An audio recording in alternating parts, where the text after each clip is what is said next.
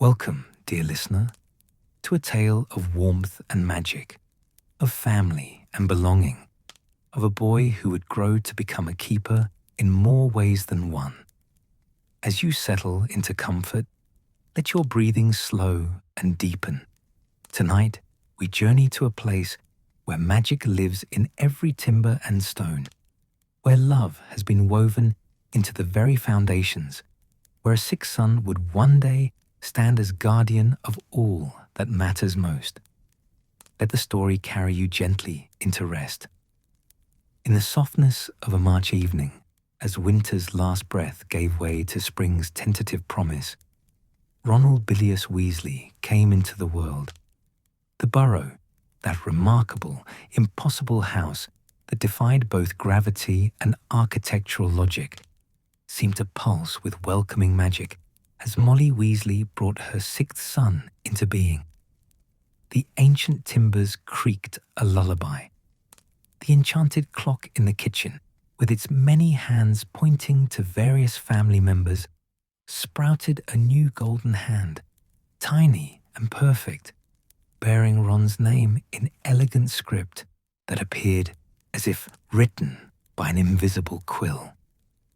It was the first day of March in 1980, and the wizarding world beyond the Burrow's protective wards was already darkening with whispers of war.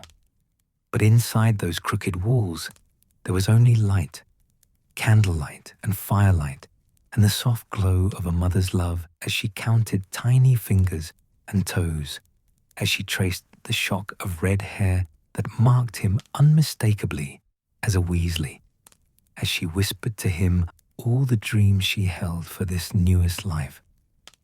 Arthur Weasley stood at the window of their bedroom, looking out across the gentle hills of Otteries and Catchpole, his heart full to bursting. 6 sons now, and 1 daughter. 7 children in a house that somehow always had room for 1 more, that expanded not through extension charms alone, but through something deeper, through the magic of a family that knew how to stretch love until it covered everyone who needed it.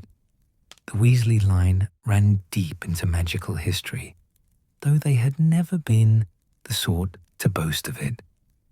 Their family tree, if one bothered to trace it back through dusty records and fading parchments, wound its way through centuries of British wizarding heritage. They were old blood, the Weasleys, though never pure blood in the way that certain families like to calculate such things, measuring worth by isolation and exclusion. No, the Weasleys had always believed that magic grew stronger when shared, when allowed to mix and mingle like colors bleeding into one another on wet parchment, creating something more beautiful than any single hue alone. The Burrow itself stood as testament to generations of Weasley magic. The original structure had been built in the early 1700s by Brutus Weasley, a wizard of considerable talent, if modest means, who had purchased the land with money earned through honest work in the Department of Magical Accidents and Catastrophes.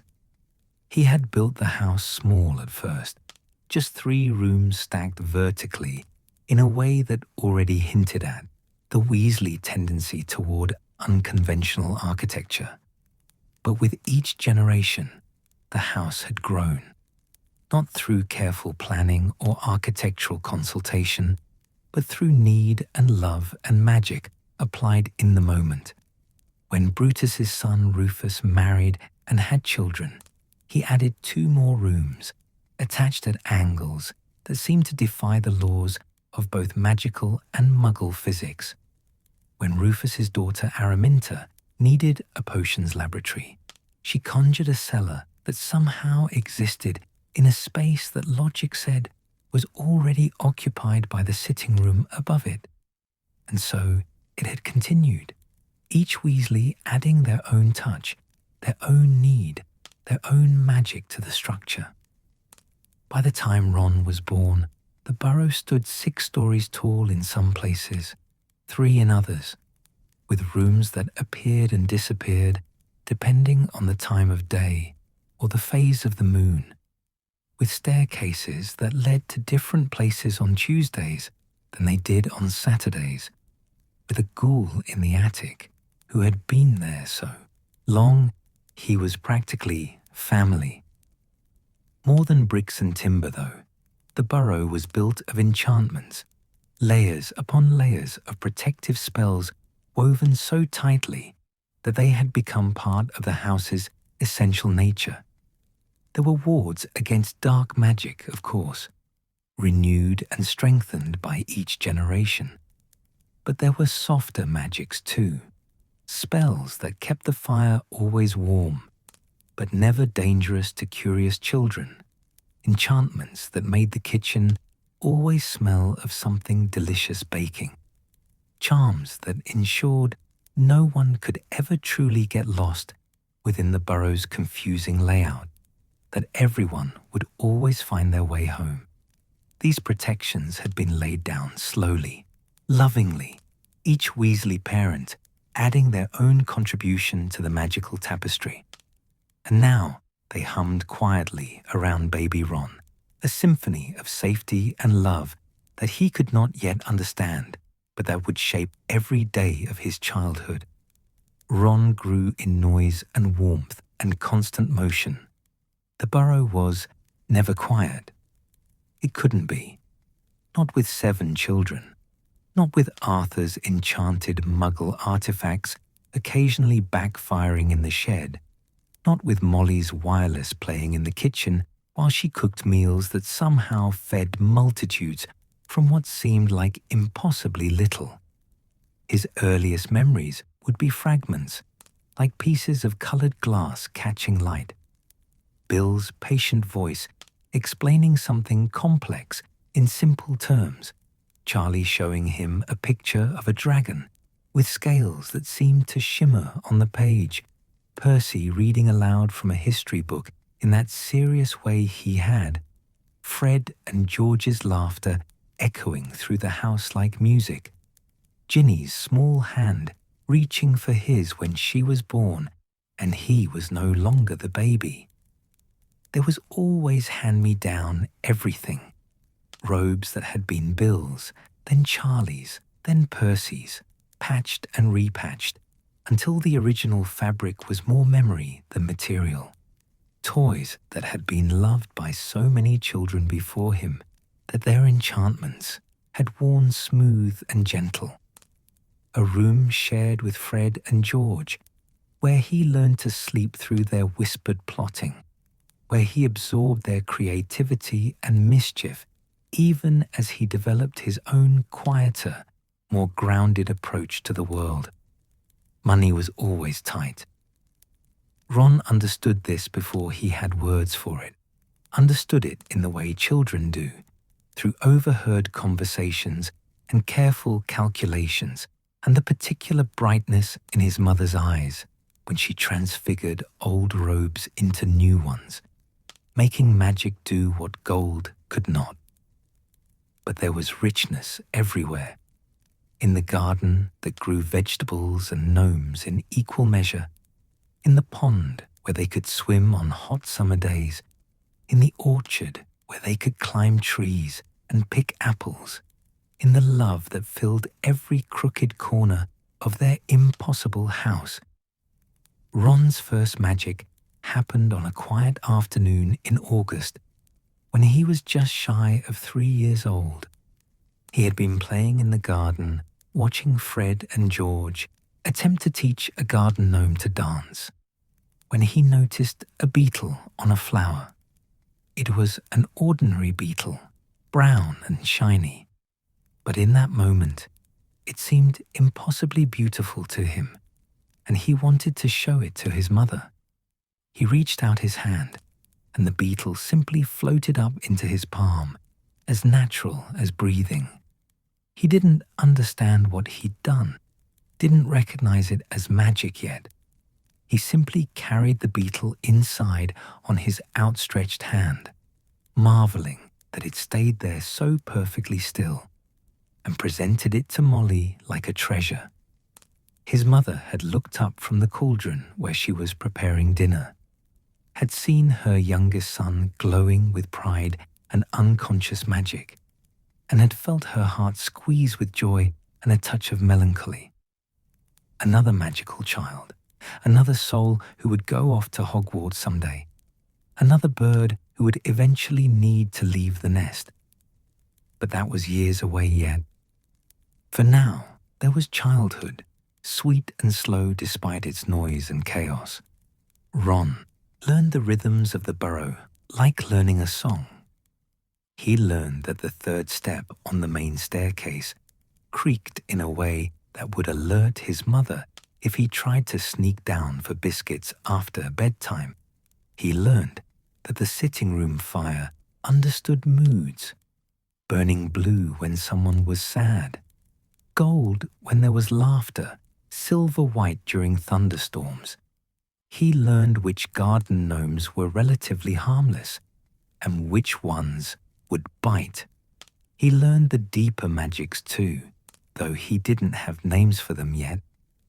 He learned that family meant showing up day after day, even when you were tired or annoyed or wanted to be anywhere else. He learned that love looked like his mother's hands, worn from work and worry, but always ready to soothe a scraped knee or brush hair from a fevered forehead.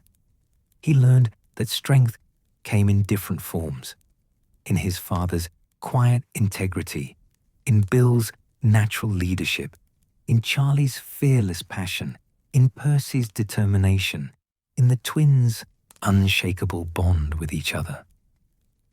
And he learned what it meant to be overlooked sometimes, not unloved, never that, but easy to miss in the constant motion of a large family.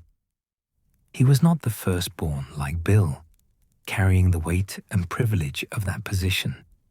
He was not ambitious and rule-following like Percy, earning praise from teachers and pride from parents.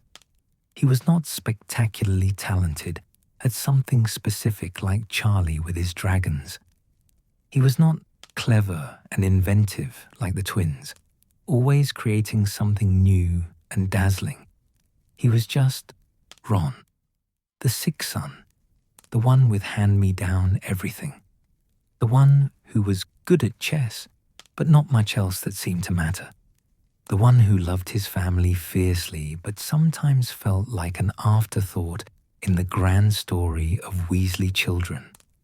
These feelings would shape him, dear listener, in ways both painful and powerful.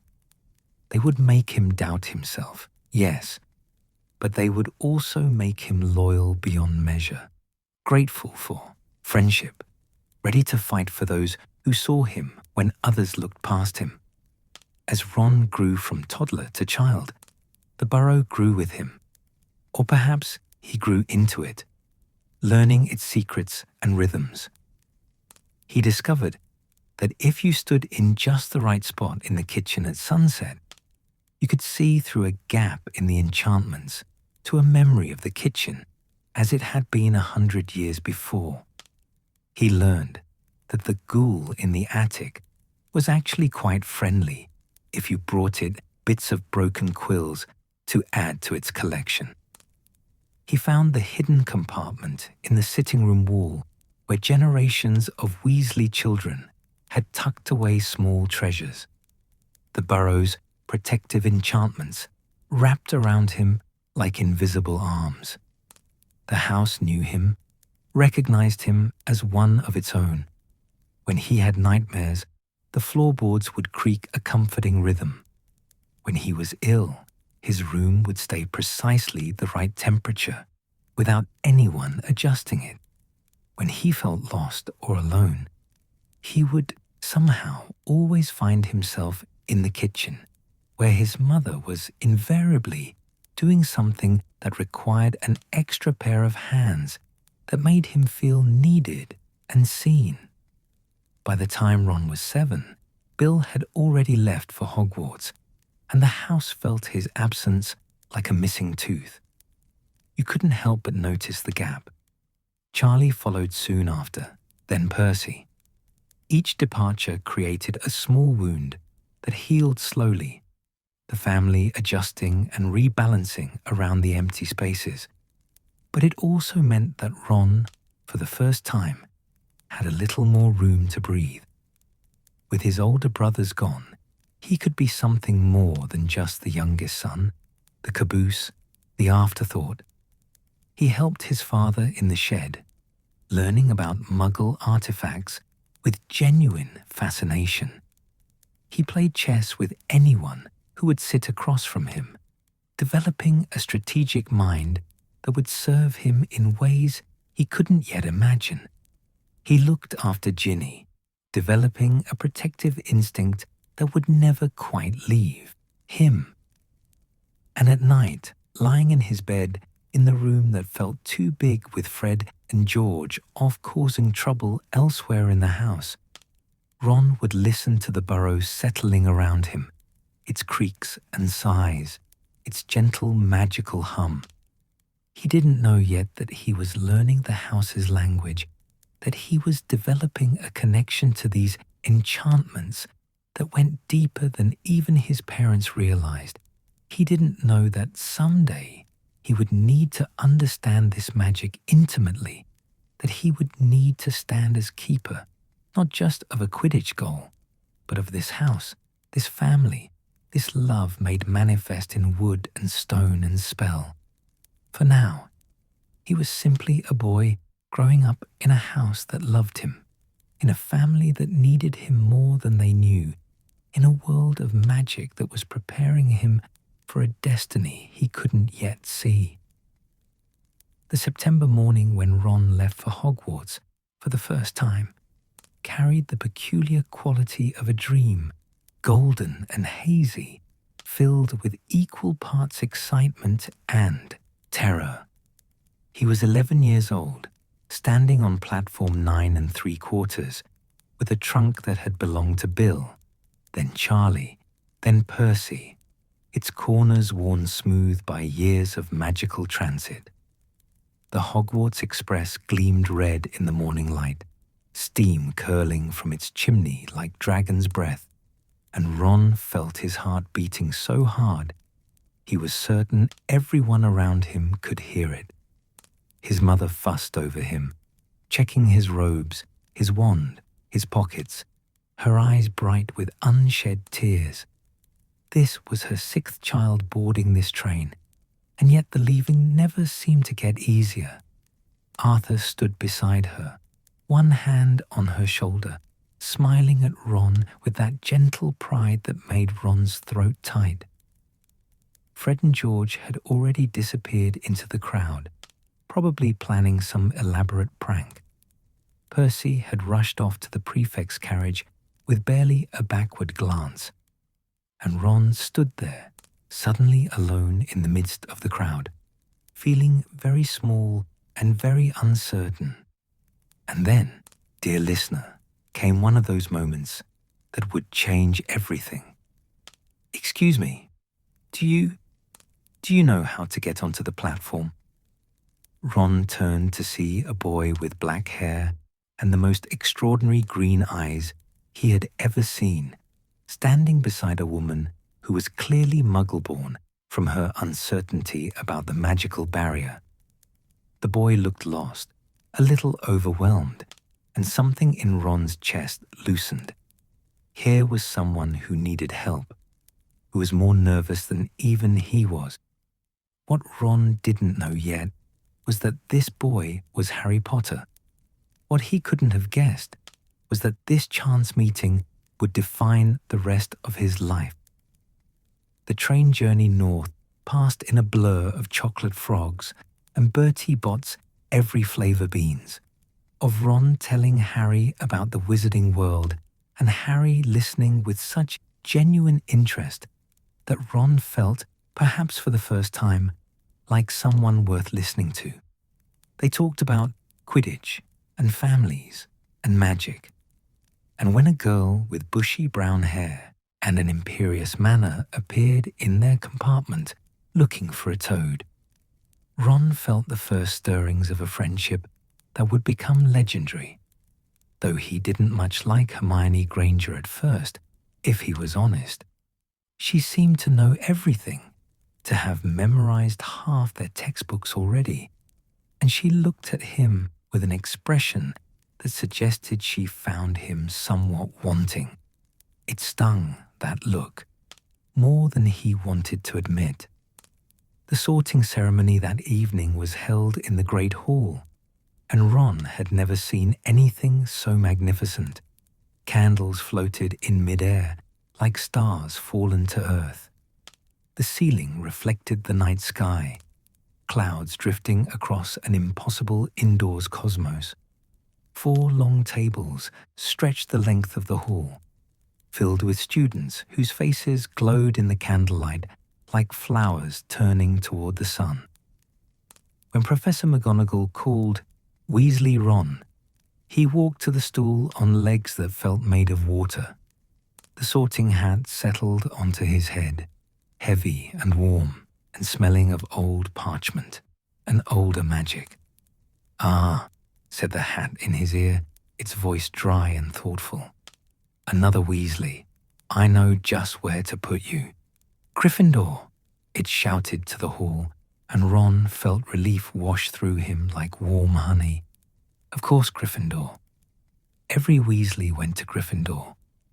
He hadn't really worried about it, except he had, deeply, in that quiet part of himself that feared being different, being less, being the Weasley who broke the pattern. He sat at the Gryffindor table beside his brothers, and when Harry was sorted into Gryffindor too, when Harry chose to sit beside Ron instead of anywhere else, something in Ron's heart settled into place. Friendship, real friendship. Not just the affection of family who had to love you, but the choice of someone who wanted your company. The castle became Ron's world that year, and what a world it was. Hogwarts was even more magical than the Burrow, if such a thing was possible. Ancient stone corridors that whispered, with centuries of secrets, staircases that moved when you least expected it, portraits that gossiped and advised and sometimes sang bawdy songs late at night when they thought no students were listening. The Gryffindor common room became Ron's sanctuary.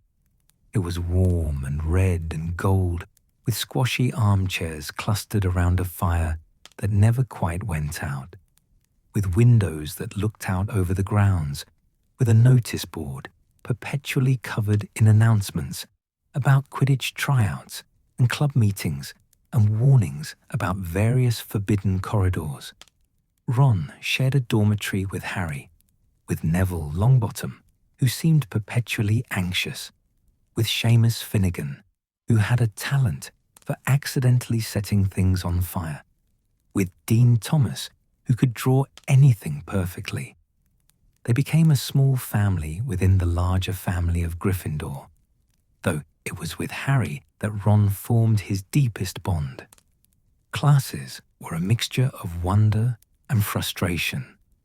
Charms came relatively easily.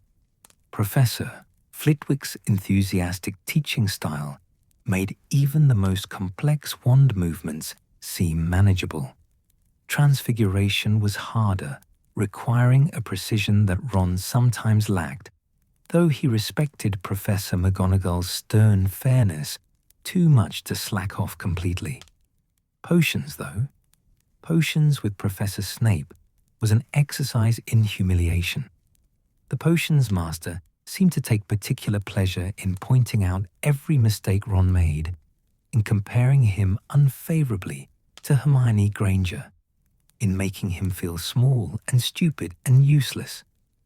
It fed every insecurity Ron carried, every fear that he was the least talented of his brothers, that he was ordinary in a family of extraordinary people. And yet, there were moments of brilliance too, dear listener. Moments when Ron's particular gifts shone through. In their very first flying lesson, when Neville fell and broke his wrist, when Malfoy stole Neville's Remembrall, It was Ron who backed Harry's decision to fly after him, who stood ready to fight even though they'd get in trouble. Loyalty, instant and unquestioning. And then came chess. Ron had always been good at chess. It was the one thing he could do better than any of his brothers, better than most people he'd ever met. At Hogwarts, he discovered that wizarding chess was even more satisfying than the Muggle version his father had taught him with. The pieces moved on their own, responded to commands, had personalities and preferences. They trusted a good player and punished a bad one. When Ron played chess, he transformed. The uncertain boy disappeared, replaced by a general who could see 10 moves ahead, who understood strategy and sacrifice, who could read an opponent's intentions in the movement of a single pawn. His mind, so often dismissed as ordinary, revealed itself to be anything but. Harry would watch him play with undisguised admiration, and Ron would feel a warmth spread through his chest that had nothing to do with the common room fire. Someone saw him. Someone recognized that he was good at something, that he had value beyond his family name. Hermione, too, began to change from annoyance to friend, though the path was rocky. She was brilliant, yes, but she was also lonely. Ron could see it in the way she sat by herself in the library, in how eagerly she answered questions in class, as if desperate to prove her worth, in the slight hurt that flashed across her face when other students rolled their eyes at her know-it-all tendencies. The troll incident at Halloween shifted everything. When Ron and Harry saved Hermione from a 12-foot mountain troll in the girls' bathroom, when Hermione lied to protect them from punishment, the three of them became something more than classmates. They became the Golden Trio, though they wouldn't be called that for years yet. From then on, it was always the three of them. Harry, the famous one, the boy who lived, carrying a destiny he hadn't asked for. Hermione, the brilliant one, proving every day that Muggle-born witches could be just as magical as anyone. And Ron, the loyal one, the strategist, the one who stood beside them both and made their trio complete. They solved the mystery of the Philosopher's Stone together that year, though Ron sometimes felt his contributions were overshadowed. Harry was the hero who faced Quirrell and Voldemort. Hermione was the genius who solved the potions riddle. And Ron had sacrificed himself in a game of chess, had let himself be knocked unconscious so his friends could continue. It was the most important thing he'd done, and yet it felt somehow insufficient. He'd been brave, yes, but being brave seemed like the minimum requirement for a Gryffindor. He wanted to be more. He wanted to be special. Second year brought new challenges, new fears. The Chamber of Secrets opened, and students were being petrified, and suspicion fell on Harry because he could speak Parseltongue. Ron stood by him, never wavering, even when others whispered and stared. That was what friendship meant, standing beside someone even when it was uncomfortable, even when it might cost you something. When Ginny was taken into the chamber, when the monster threatened his little sister, Ron felt a terror unlike anything he'd experienced before. This was his family, his responsibility. He went into that chamber despite his fear of spiders, despite knowing they might not come back out, because that was what you did for the people you loved. Third year brought Sirius Black and Dementors, and the revelation that not everything was as simple as good versus evil. Ron's leg was broken by a supposed dog that turned out to be an animagus, and he lay in the shrieking shack trying to protect Harry and Hermione even as pain lanced through him. Again and again, he proved his courage, his loyalty, his worth, and yet he still felt overshadowed. Harry had a godfather, a connection to his parents, a destiny. Hermione had her brilliant mind, her ability to solve any problem through research and logic. Ron had himself, his chess strategies, his loyalty, his willingness to stand beside his friends no matter what. It didn't feel like enough, sometimes, lying awake in his four-poster bed while the other boys snored around him. He wanted to be special too. He wanted to be the one people remembered, the one who did something extraordinary. But perhaps, dear listener, there is a special kind of magic in being the one who stands beside greatness without jealousy consuming you. Perhaps loyalty is its own form of power, deeper and more lasting than fame or brilliance. Perhaps Ron was learning lessons that would serve him in ways he couldn't yet imagine. Fourth year brought the Triwizard Tournament, and with it, the first real fracture in Ron's friendship with Harry. When Harry's name came out of the Goblet of Fire, Ron felt betrayed, hurt that Harry hadn't told him, jealous that Harry got yet another moment of fame and glory, while Ron remained perpetually in the background. The weeks they didn't speak to each other were agony. Ron's jealousy ate at him, made him small and petty and angry. But when he saw the dragon, when he understood that Harry truly hadn't entered himself and was in real danger, the jealousy evaporated like morning mist. He apologized, and they were brothers again, and Ron learned something important about forgiveness and trust. The Yule Ball brought different lessons, painful ones about attraction and timing, and the courage required to ask someone to dance. Watching Hermione arrive on Victor Crumb's arm, beautiful in her periwinkle robes, Ron felt something twist in his chest that he didn't yet have words for.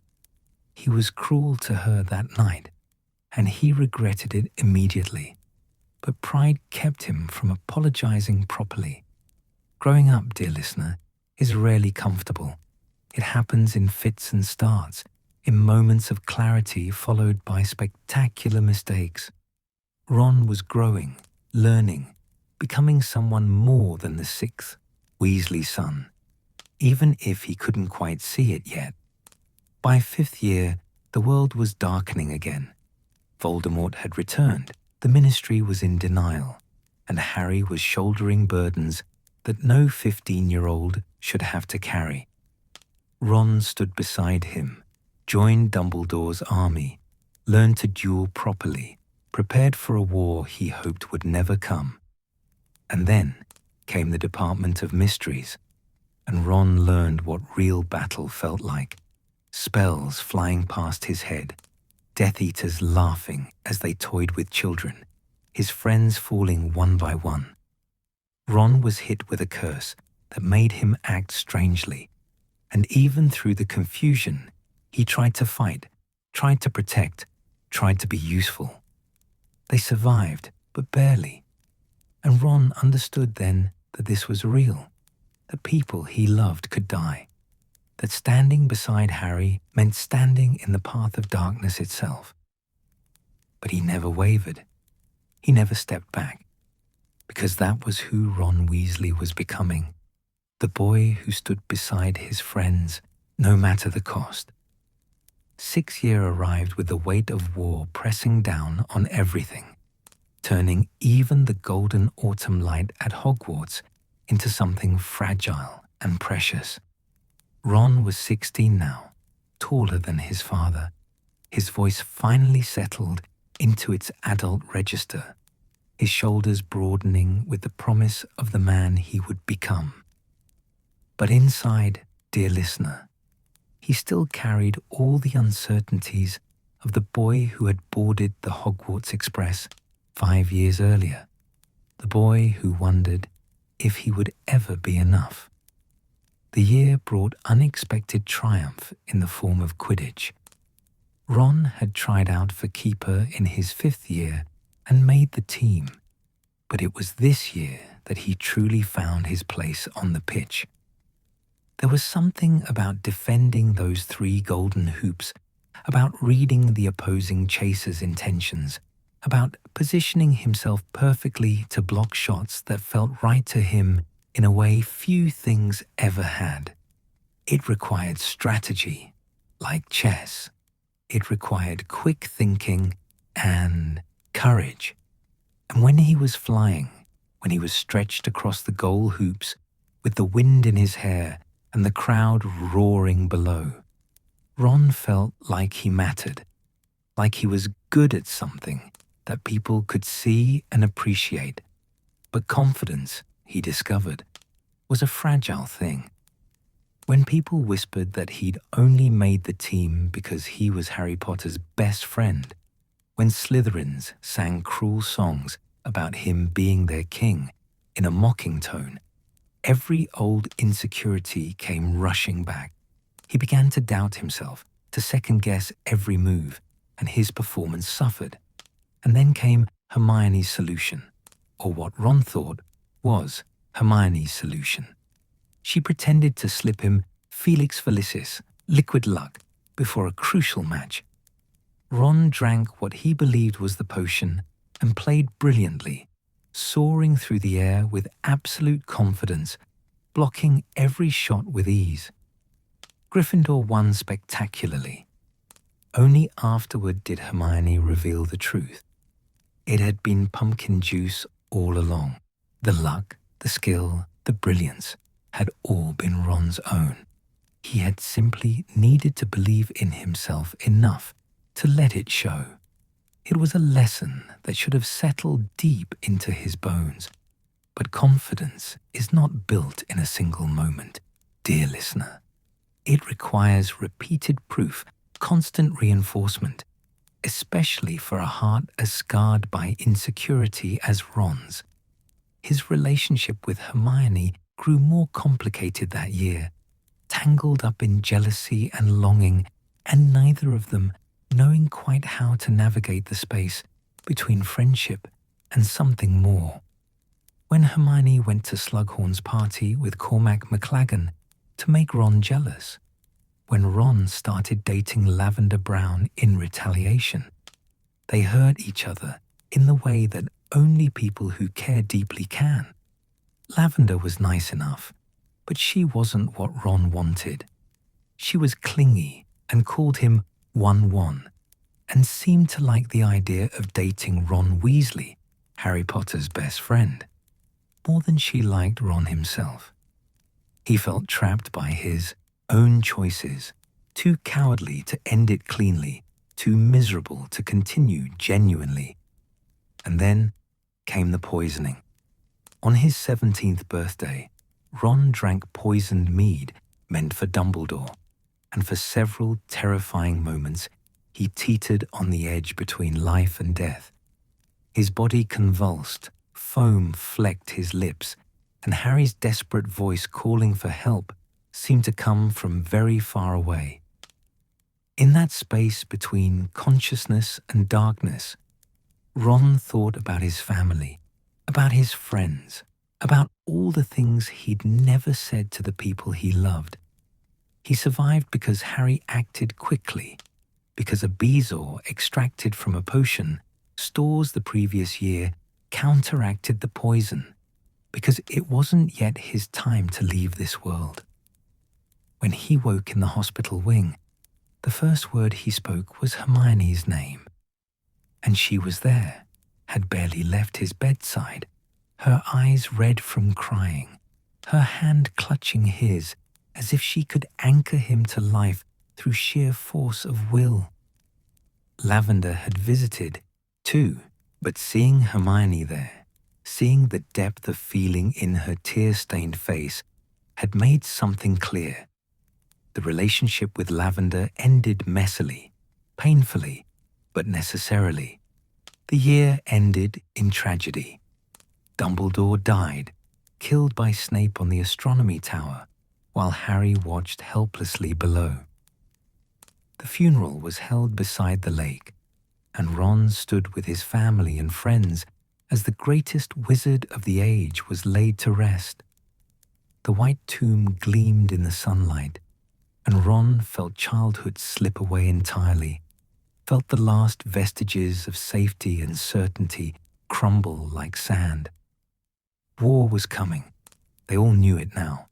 The question was no longer if they would have to fight, but when. Seventh year should have been spent at Hogwarts, taking newts, playing Quidditch, enjoying the last year of school. Instead, Ron made a choice that defined everything that followed. When Harry decided to hunt Horcruxes instead of returning to school, Ron didn't hesitate. He would go too. And so would Hermione. They would search for fragments of Voldemort's soul hidden across Britain, would try to destroy them without Dumbledore's guidance, would face dangers that even experienced adult wizards might flee from. They were 17 years old, barely more than children, and they were taking on a task that seemed impossible. Bill and Fleur's wedding in late summer was a brief moment of light before the darkness. The Burrow was decorated with golden balloons and white flowers, magic making everything shimmer and glow. Ron wore dress robes and watched his eldest brother marry the beautiful Fleur Delacour. And for a few hours, he could almost believe that everything would be all right. But then, Death Eaters attacked, and the trio fled, and the real work began. The months that followed were the hardest of Ron's life, dear listener. They lived in a tent, moving constantly to avoid detection, surviving on mushrooms and stolen food, making no progress in finding or destroying Horcruxes. The locket they'd recovered from Dolores Umbridge hung around their necks in shifts, and when Ron wore it, darkness seeped into his soul like ink into water. The locket knew exactly where to strike. It whispered to him about his inadequacies, his failures, his deep-seated fear that he wasn't good enough. It showed him visions, Harry and Hermione together without him, laughing about how useless Ron was, how they were better off without the stupid one dragging them down. His mother's voice saying she'd lost another son in the war, saying that at least her other sons had mattered, had done something worthwhile before they died. The locket turned all Ron's insecurities into weapons and stabbed him with them repeatedly. And slowly, horribly, he began to believe what it told him. In a moment of pain and frustration and locket-induced paranoia, Ron left. He disapparated away from the tent, from his friends, from the mission. And the moment he was gone, he regretted it. He tried to return immediately, but protective enchantments prevented him from finding them again. For weeks, Ron searched desperately for Harry and Hermione, guilt eating at him like acid. He had abandoned them. He had broken his promise. He had proven that all his worst fears about himself were true. He was disloyal. He was weak. He was not worthy of their friendship. When he finally found them again, through a combination of luck and the Deluminator, Dumbledore had left him, which seemed to respond to Ron's heart's desire to return. He feared they would reject him. Harry was angry, yes, but Harry also needed him. And then came the test that would prove Ron's worth beyond any doubt. They had located another Horcrux, the locket of Salazar Slytherin, hidden in a frozen pool in the Forest of Dean. Harry dove in to retrieve it, and the locket tried to drown him, tried to kill him in the freezing water. Ron didn't think. He simply acted. He dove in after Harry, pulled him from the water, saved his life, without a moment's hesitation. And then came the truly hard part. The locket needed to be destroyed, and Harry asked Ron to do it. Ron, who had worn the locket longest, who had suffered its poison most deeply, would strike the killing blow. When Ron opened the locket with Parseltongue borrowed from Harry, when the dark magic inside manifested as his worst fears made visible, Harry and Hermione entwined, mocking him, telling him he was worthless. He faced everything he'd ever been afraid of.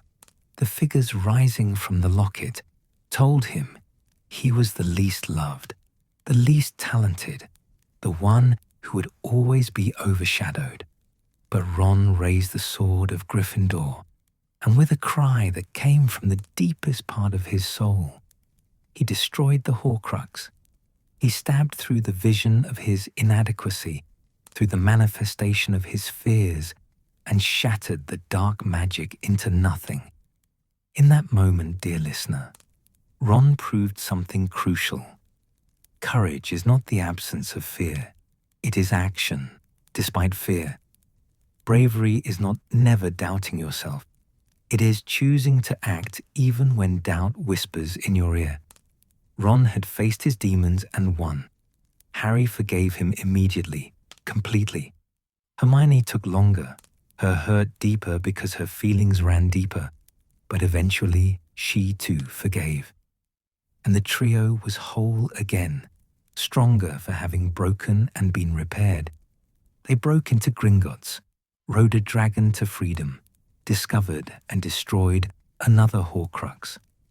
With each challenge, Ron proved himself again and again, not through spectacular individual heroics, but through steady courage, through strategic thinking, through being exactly where his friends needed him to be. And then came the Battle of Hogwarts. The castle that had been Ron's home, his sanctuary, his place of learning and laughter, became a battlefield. Death Eaters poured through the grounds. Spells flew like deadly fireworks.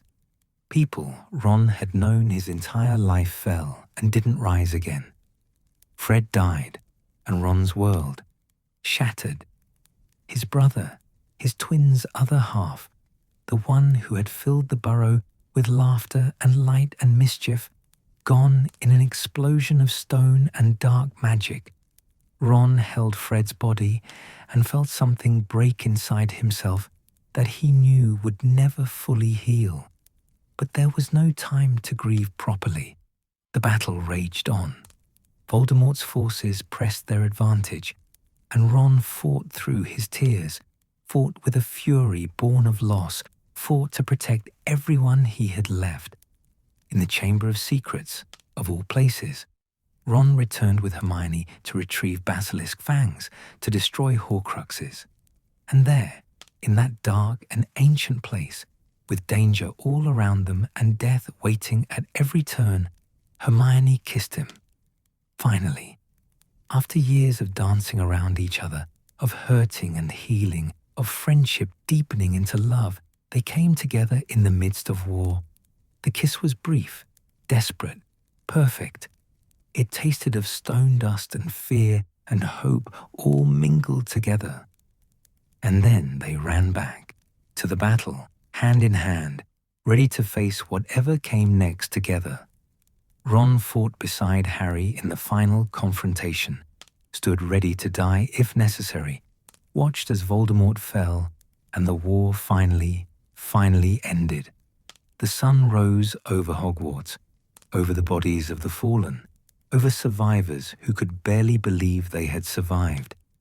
In the aftermath, in the great hall, filled with the wounded and the grieving, Ron sat with his family. His mother wept for Fred while Arthur held her. Bill and Charlie looked hollowed out by loss. Percy's face was streaked with tears and guilt. He had reconciled with the family before the battle, but Fred's death would haunt him forever. George sat alone, his other half gone, looking lost in a way that broke Ron's heart. And Ginny, his little sister, who had fought so bravely, who had loved Harry through everything, sat beside him with their hands clasped together. They had won. The war was over. Voldemort was defeated. But the cost, dear listener, the cost had been almost more than they could bear. Ron looked around at his decimated family, at his exhausted friends, at the castle that would bear scars from this battle for generations. And he understood that victory and happiness were not the same thing. Healing would take time. Years, probably. Some wounds would never fully close. But they would heal together, support each other, rebuild what had been broken. The years after the war passed in a gentle blur of healing and rebuilding. Dear listener, like watching a garden slowly recover after a terrible storm. Ron trained as an aura alongside Harry, learning to channel the skills he developed during the war into protecting others, into ensuring that the darkness they'd fought so hard to defeat would never rise again. He married Fellow. No, not Fleur. That was Bill. He married Hermione in a ceremony that blended wizarding tradition with touches of the Muggle world she'd grown up in. And together, they built a life. 2 children came in time. Rose, with her mother's clever eyes and her father's red hair, born on a crisp autumn morning that reminded Ron of his first day at Hogwarts. And Hugo, 2 years later, with Ron's easy smile and a stubborn streak that came from both sides of the family. They grew up knowing stories of the war, but not truly understanding it, which was exactly as Ron wanted it. Let them have the childhood he'd lost, the innocence that war had stolen. By the time Ron was 37 years old, life had settled into a comfortable rhythm. He still worked as an aura, though the job was less about hunting dark wizards now, and more about preventing the kind of hatred that had fueled Voldemort's rise. Hermione had risen through the ministry ranks with characteristic brilliance, working to reform laws, to protect magical creatures, to build a better wizarding world. Harry was head aura, still fighting the good fight, still carrying the weight of responsibility that seemed to be his permanent burden. And the Burrow, the beloved, impossible, magical house of Ron's childhood, still stood in Ottery St. Catchpole, still filled with warmth and noise whenever the family gathered. His parents had aged, Arthur's hair now more silver than red, Molly moving a bit slower than she once had. But the house itself seemed timeless, its crooked angles and impossible architecture as familiar to Ron as his own heartbeat. It was a Tuesday evening in late October when Ron first noticed something was wrong. He'd brought Rose and Hugo to the Burrow for dinner, as he did most weeks. Hermione was working late on a particularly complex piece of legislation, and Ron had promised to bring the children home fed and tired enough to go straight to bed. The autumn evening was cool and clear, the sky above the Burrow turning that particular shade of purple-blue that meant winter was approaching. Rose was 11 now, about to start at Hogwarts after Christmas, full of questions about houses and classes and whether she'd be good enough. Hugo was 9, all scraped knees and endless energy, currently racing around the garden trying to catch gnomes, despite knowing they bit.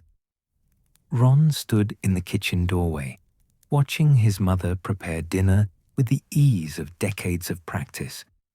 Vegetables chopping themselves, a wooden spoon stirring the pot without any visible hand guiding it, the old wireless playing a Celestina Warbeck song that Molly hummed along to. And then the kitchen table shuddered. Not a small tremor, like someone had bumped it. A violent shake, as if something underneath was trying to escape. The salt and pepper shakers rattled. A vase of flowers tipped over, water spreading across the scarred wooden surface. "Mum," Ron said, reaching for his wand automatically. Molly looked up, frowning. "Oh, the table's been doing that all week. Just temperamental, I think. Your father tried a few stabilizing charms, but they don't seem to take." Ron approached the table cautiously. It was the same table that had been in the Burrow kitchen for as long as he could remember. Older than that, actually. His grandmother had used this table, and her mother before her.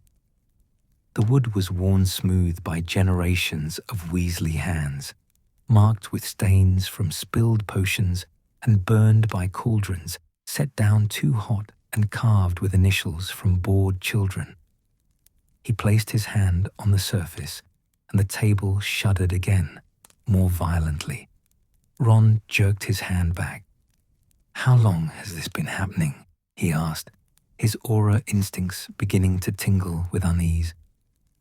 "Oh, about a week now," Molly said, waving her wand to clean up the spilled water. "Nothing to worry about, dear. Old houses have their quirks." But Ron was worried. The Burrow had always been eccentric, doors that led to different rooms depending on the day, stairs that added or removed steps without warning, the ghoul in the attic who groaned at inconvenient hours. But those were intentional magics, quirks built into the house by generations of Weasley enchanters. This felt different. This felt wrong. After dinner, while Rose helped Molly with the dishes and Hugo played Exploding Snap with Arthur in the sitting room, Ron wandered through the house. He told himself he was just stretching his legs, but really he was investigating, his trained eye looking for anything out of place. The grandfather clock in the hallway, the one with hands for each family member, was behaving strangely. The hand for George kept spinning wildly between work and traveling and home, even though Ron knew George was definitely at the shop in Diagon Alley right now. He'd spoken to him that morning. In the sitting room, Ron noticed scorch marks on the doorframe that hadn't been there last week. Fresh burns, as if someone had fired a spell directly at the wood. But when he asked his father about it, Arthur looked genuinely puzzled. "I haven't noticed any scorch marks," he said, peering at the blackened wood through his glasses. "Though I suppose anything's possible in this old house. Perhaps the magic is just getting a bit tired. The protective spells are nearly 3 centuries old in some places." Ron wanted to believe that. Old magic fading, needing renewal. That was normal, manageable. But something in his gut told him this was more than simple decay. When he was putting Hugo's jacket on before they left, a stair tread beneath his foot simply vanished. One moment it was solid wood, the next it was empty air. Ron grabbed the banister reflexively, catching himself before he fell, his heart hammering. Hugo laughed, thinking it was funny. But Ron stared at the gap in the stairs. He could see straight through to the cupboard underneath, and felt cold settle in his stomach. "Dad, that was brilliant," Hugo said. "How did you make the stair disappear?" "I didn't," Ron muttered, carefully stepping over the gap. "Mum, the stairs are eating themselves." By the time Molly came to look, the stair had reappeared, solid and innocent, as if nothing had happened. She gave Ron that look mothers give sons when they think you're being dramatic. But Ron saw the flicker of worry in her eyes. She'd noticed things too, he realized.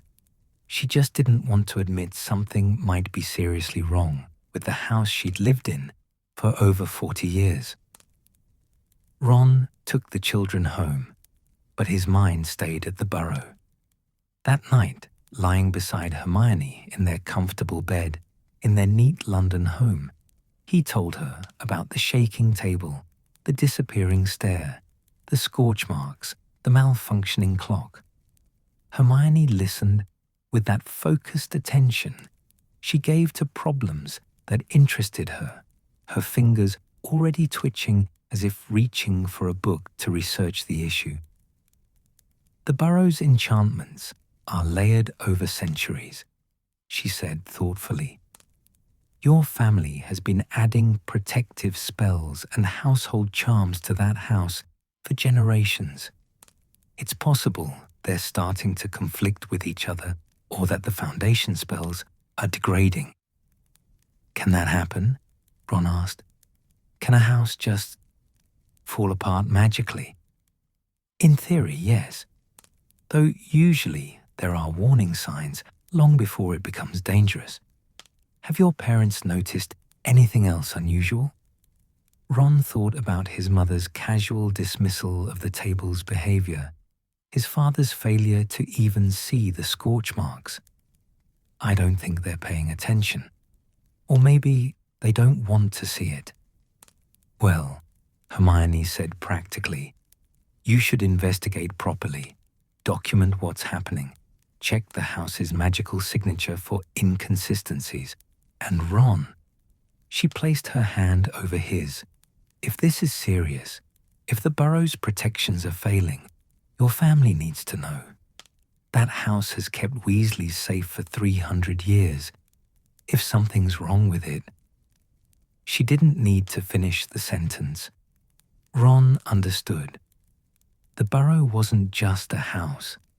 It was a repository of family magic, a fortress that had sheltered his family through wars and dark times, a living connection to generations of Weasleys who had poured their magic into its foundations. If the Burrow was in trouble, his entire family might be at risk. The next day, Ron took a personal day from the ministry. He didn't tell his parents he was coming. If they knew he was investigating, they might try to minimize the problems, to protect him from worrying. Instead, he arrived mid-morning when he knew Arthur would be at work and Molly would likely be out in the garden or visiting Ginny. The house was empty when he let himself in, and in the silence, Ron could hear things he'd never noticed before. The walls creaked, but not in the comfortable, settling way old houses do. These were groans, like something under strain. The air itself felt different, charged somehow, like the moment before a thunderstorm breaks. Ron started in the kitchen, pulling out his wand and casting detection spells he'd learned in aura training. The results made his blood run cold. The magical signature of the room was unstable, fluctuating between different frequencies. It reminded him of... No, it couldn't be. But it reminded him of the temporal distortions they'd studied in training, the kind of magic that happened when time itself was being bent. He moved through the house methodically, checking each room, each corridor, each impossible architectural feature. In the upstairs hallway, he found a door he'd never seen before. Not hidden by magic. He would have sensed that, but simply not there the last time he'd visited. The door was old, oak and iron, with a handle shaped like a snake eating its own tail. Ron stared at it for a long moment, his hand hovering over the handle. Every instinct screamed that he shouldn't open it, that whatever was behind that door had been closed for a reason.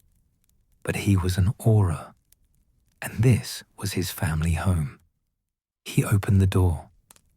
The room beyond was small and circular, lit by candles that couldn't possibly still be burning after however long this room had been sealed. The walls were covered in writing, cramped, desperate text in languages Ron couldn't read. And in the center of the room, carved into the stone floor, was a symbol he'd seen only once before, in a book about ancient curses in the Aura training library.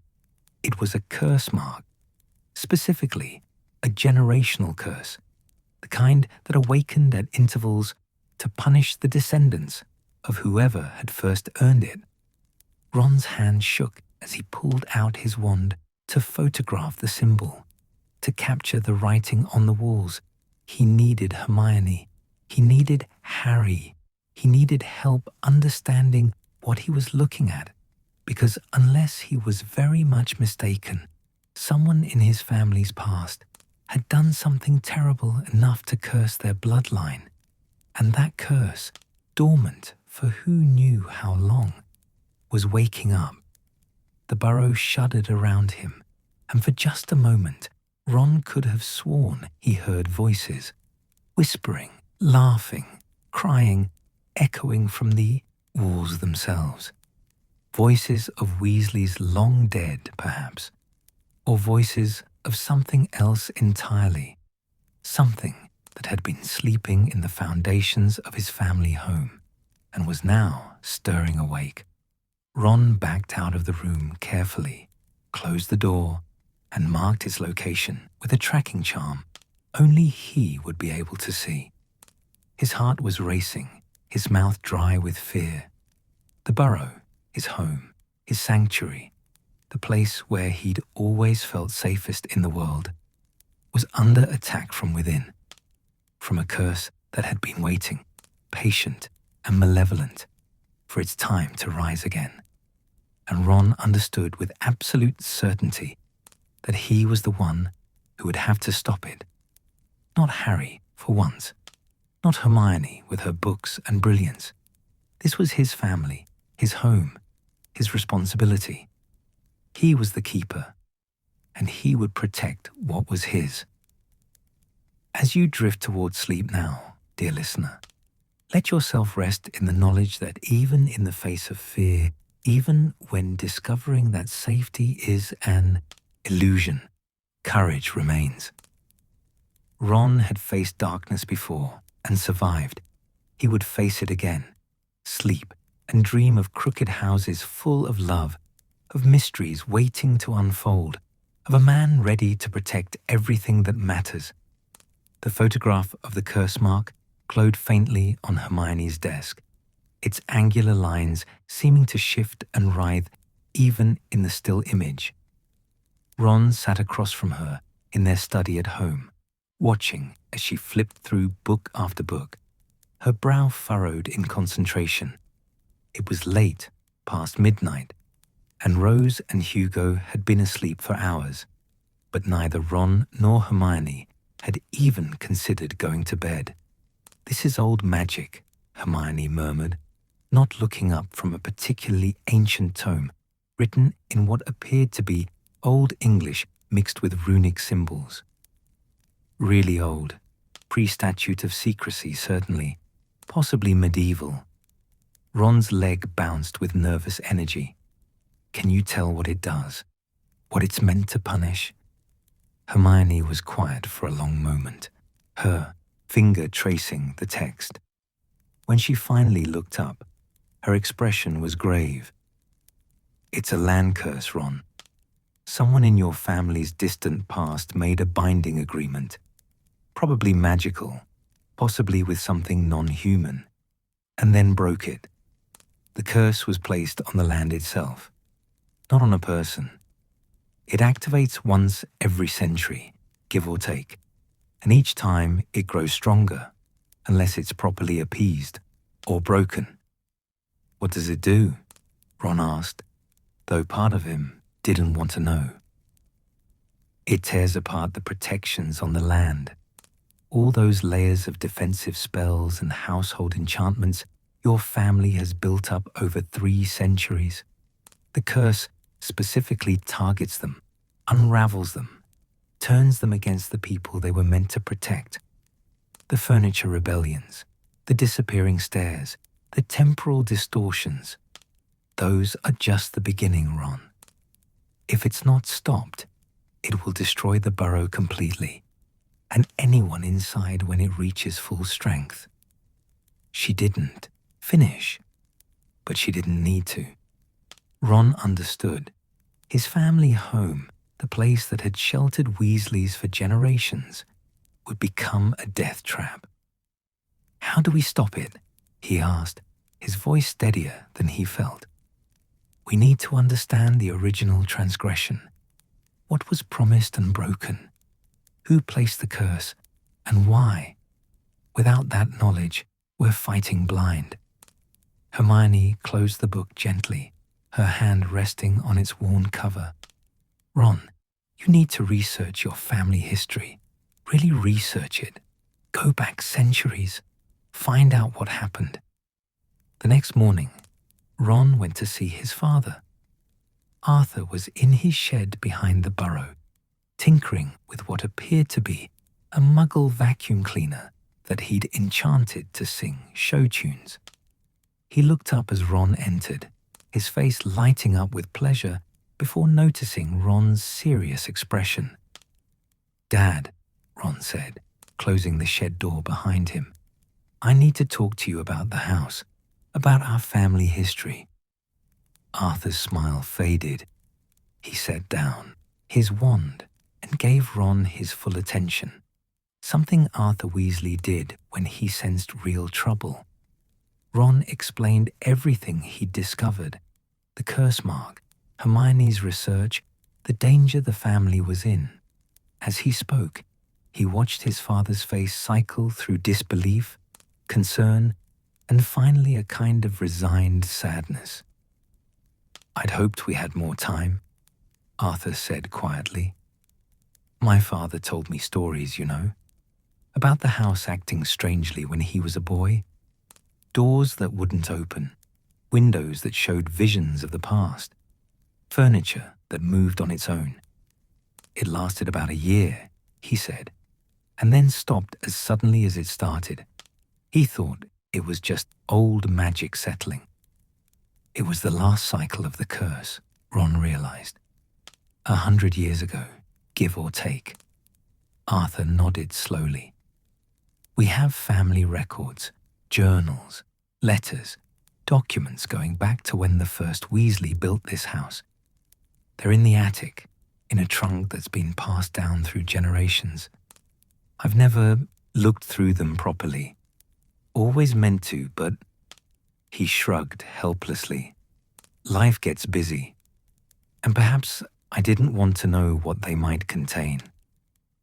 The attic was even more chaotic than Ron remembered from childhood. In addition to the ghoul, who moaned irritably at being disturbed, there were trunks and boxes stacked in precarious towers, old furniture draped in dusty sheets, and enough random magical artifacts to stock a small museum of wizarding oddities. Arthur directed Ron to a trunk in the far corner, half hidden behind a dressmaker's dummy, wearing robes from the 1800s. The trunk was old oak, bound with iron, and sealed with a lock that recognized Weasley blood. When Ron touched it, the lock clicked open immediately. Inside were layers of history, journals bound in leather, letters tied with fading ribbon, property deeds written on parchment so old it crumbled at the edges, family trees drawn in elaborate detail with notations in various hands. Ron carefully lifted out the documents, his hands trembling slightly. "I'll leave you to it," Arthur said quietly. "Your mother doesn't know about this yet. About the curse, I mean. I should tell her. She deserves to know." After his father left, Ron sat cross-legged on the attic floor and began to read. The ghoul settled down in the corner, occasionally letting out a mournful groan that somehow seemed companionable rather than disturbing. The journals painted a picture of the Weasley family across centuries. There were entries about births and deaths, marriages and feuds, magical achievements and spectacular failures. Ron read about ancestors who had fought in wizarding wars, who had invented useful spells, who had raised families and worked hard and lived ordinary, extraordinary lives. But it was a journal from 1724 that made Ron's breath catch in his throat. The handwriting was cramped and hurried, the entries growing increasingly desperate across the pages. October 15th, 1724. The harvest has failed again. 3 years now of crops withering in the field, of livestock sickening and dying. The neighbors whisper that our land is cursed, and perhaps they are right. But what choice did Father have? The family was starving. He did what he had to do. October 30th, 1724. I confronted Father today about the stories, about what he did to secure this land, to ensure our family's survival. He would not speak of it at first, but I pressed him. Mother deserves to know why sickness haunts our home. November 1st, 1724. Father confessed everything. Before we came to this land, it belonged to the fair folk, or at least they claimed dominion over it. Father made a bargain with them. They would allow us to build here, to farm here, to live here in peace, in exchange for a tithe. Every 7 years, on Samhain, we were to leave an offering at the old oak tree that marks the boundary of our land. For the first 7 years, Father kept the bargain. But then came the hard times, war and poverty. He told himself the fair folk were just superstition, that the tithe was wasteful. He stopped the offerings. The fair folk do not forget, and they do not forgive. Ron's hands shook as he turned the page. The next entry was written in a different hand, steadier, colder. November 15, 1724. Father is dead. Mother as well. The sickness took them both within days of each other. Before he died, Father made me promise to restore the bargain, to appease the fair folk and break the curse they have laid upon our land. I went to the old oak. I called out into the night. Nothing answered but wind and darkness. Perhaps the fair folk are gone now, driven away by the spread of human settlement. Or perhaps they simply no longer care to bargain with oath-breakers. Either way, we are cursed. The land itself rejects us. The house we built groans and shudders like a living thing in pain. I have consulted with every magical expert I can find. They all say the same thing. Curses born of broken faith cannot be lifted by the descendants of the oath-breaker. We must live with what Father brought upon us and pray it does not destroy us all. The journal went on, but the entries became sporadic, increasingly concerned with managing the curse rather than breaking it. Ron learned that the Weasley who wrote those words, Septimus Weasley, his great-great-great-grandfather, had dedicated his life to layering protective enchantments over the house and land, trying to contain the curse's effects, to shield future generations from the worst of it. Every Weasley since then had added their own protections, their own attempts to hold back the curse. It was why the Burrow was so heavily enchanted, why every generation added new spells and charms. They weren't just making the house more magical for convenience. They were fighting a constant battle against an ancient wrong. And now, 300 years later, those protections were finally failing. The curse was stronger than ever, fed by centuries of broken magic and unfulfilled oaths. Ron sat back, his mind reeling. His family had been living on cursed land for 3 centuries.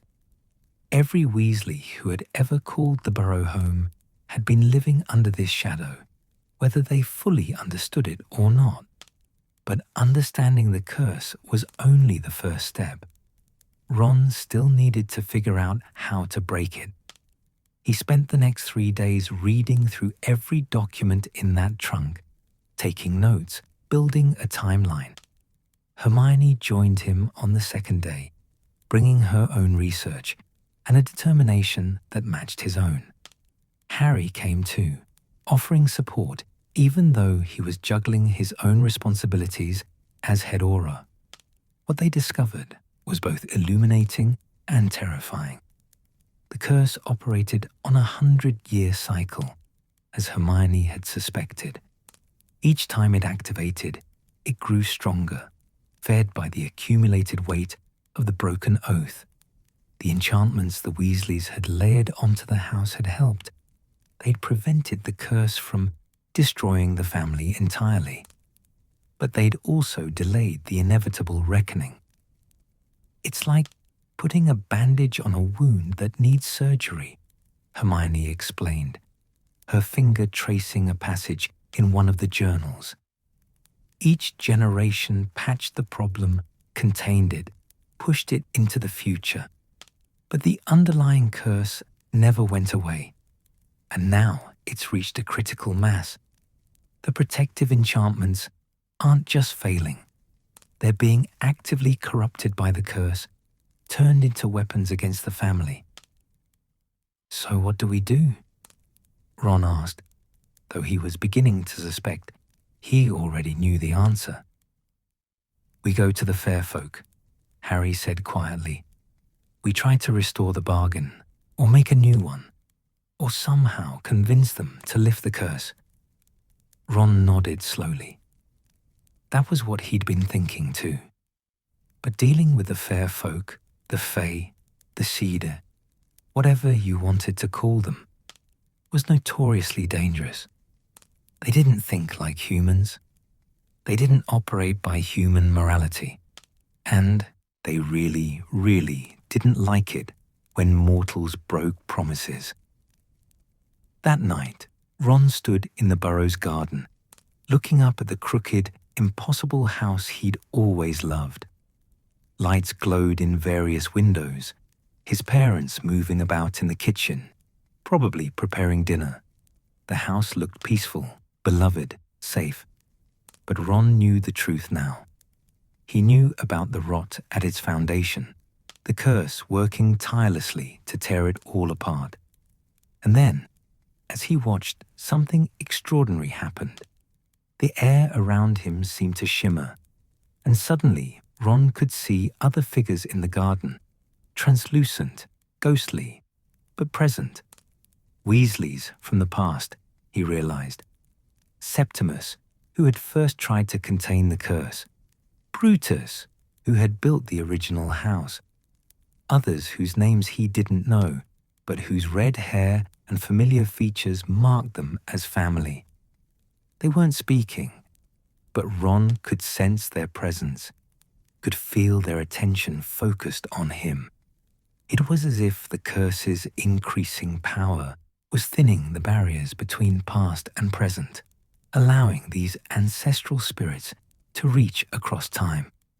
One figure stepped forward, older than the rest, wearing robes from an even earlier era. When he spoke, his voice seemed to come from very far away, and yet was perfectly clear. You see us, young keeper. The curse shows you what was, what is, what might be. The fair folk granted us this one mercy, the chance to warn our descendants when the reckoning draws near. How do I stop it? Ron asked, his voice steady despite the strangeness of conversing with a ghost from 3 centuries past. The same way it began, with a bargain. But the fair folk will demand more than grain and honey now. 300 years of broken faith cannot be mended cheaply. You must offer them something precious, something that costs you dearly. Only then might they consider lifting what was laid upon us. What do they want? Ron pressed. The ghost's expression was sad. That young keeper is for you to discover. Go to the old oak at Samhain. Call to them as my father once did, and be prepared to pay whatever price they demand. The visions faded, and Ron stood alone in the garden once more. But he wasn't afraid. He was a Weasley. He was a keeper of goals, of promises, of family, and he would do whatever it took to protect the people he loved. The burrow shuddered behind him, its timbers groaning, and Ron heard it clearly now for what it was. Not just a house settling, but a house holding on, fighting against the curse with every enchantment his ancestors had ever placed, buying him time to do what they could not. "I won't let you fall," Ron whispered to the house, to his ancestors, to himself. "I promise, whatever it takes, I'll break this curse." And somewhere, in the space between the mortal world and the realm of the fair folk, something ancient and inhuman heard that promise and waited to see if this Weasley, at least, would prove true to his word. Samhain arrived with a cold wind that rattled the windows of the burrow and sent dead leaves skittering across the garden like whispered warnings. Ron stood at the kitchen table, watching his mother prepare what might be their last family dinner in this house, though she didn't know it yet. Arthur had told her about the curse, and Molly had taken it the way she took everything that threatened her family, with fierce determination and a refusal to show fear, though Ron had caught her touching the walls gently when she thought no one was looking, as if saying goodbye. The entire family had gathered, Bill and Fleur with their children, Charlie visiting from Romania, Percy looking pale and serious, George trying to maintain his usual humor, though his smiles didn't quite reach his eyes, Ginny and Harry with their children, and Ron's own family, Hermione holding his hand under the table, Rose and Hugo watching him with worried eyes that understood more than he wished they did. "You don't have to do this alone," Harry said for the 10th time that day. "Let me come with you." "The visions showed me," Ron replied, his voice steady. "It has to be a Weasley, blood descendant of the Oathbreaker. That's me, Harry, not you." "Then I'll come," Bill said, his scarred face set with determination. "I'm the eldest. This should be my responsibility." Ron shook his head. "The curse chose to reveal itself to me. The room with the curse mark appeared for me. The ancestors spoke to me. I don't think that's coincidence." He looked around at his family, at every beloved face. "Besides, I'm a keeper. It's what I do. I protect." Hermione squeezed his hand, her eyes bright with unshed tears. "You're all so brilliant and brave, and you'd better come back to me, Ronald Weasley. Always," he promised, pulling her close. He held Rose and Hugo, feeling them trembling against him, and whispered, "I love you. Be good for your mother."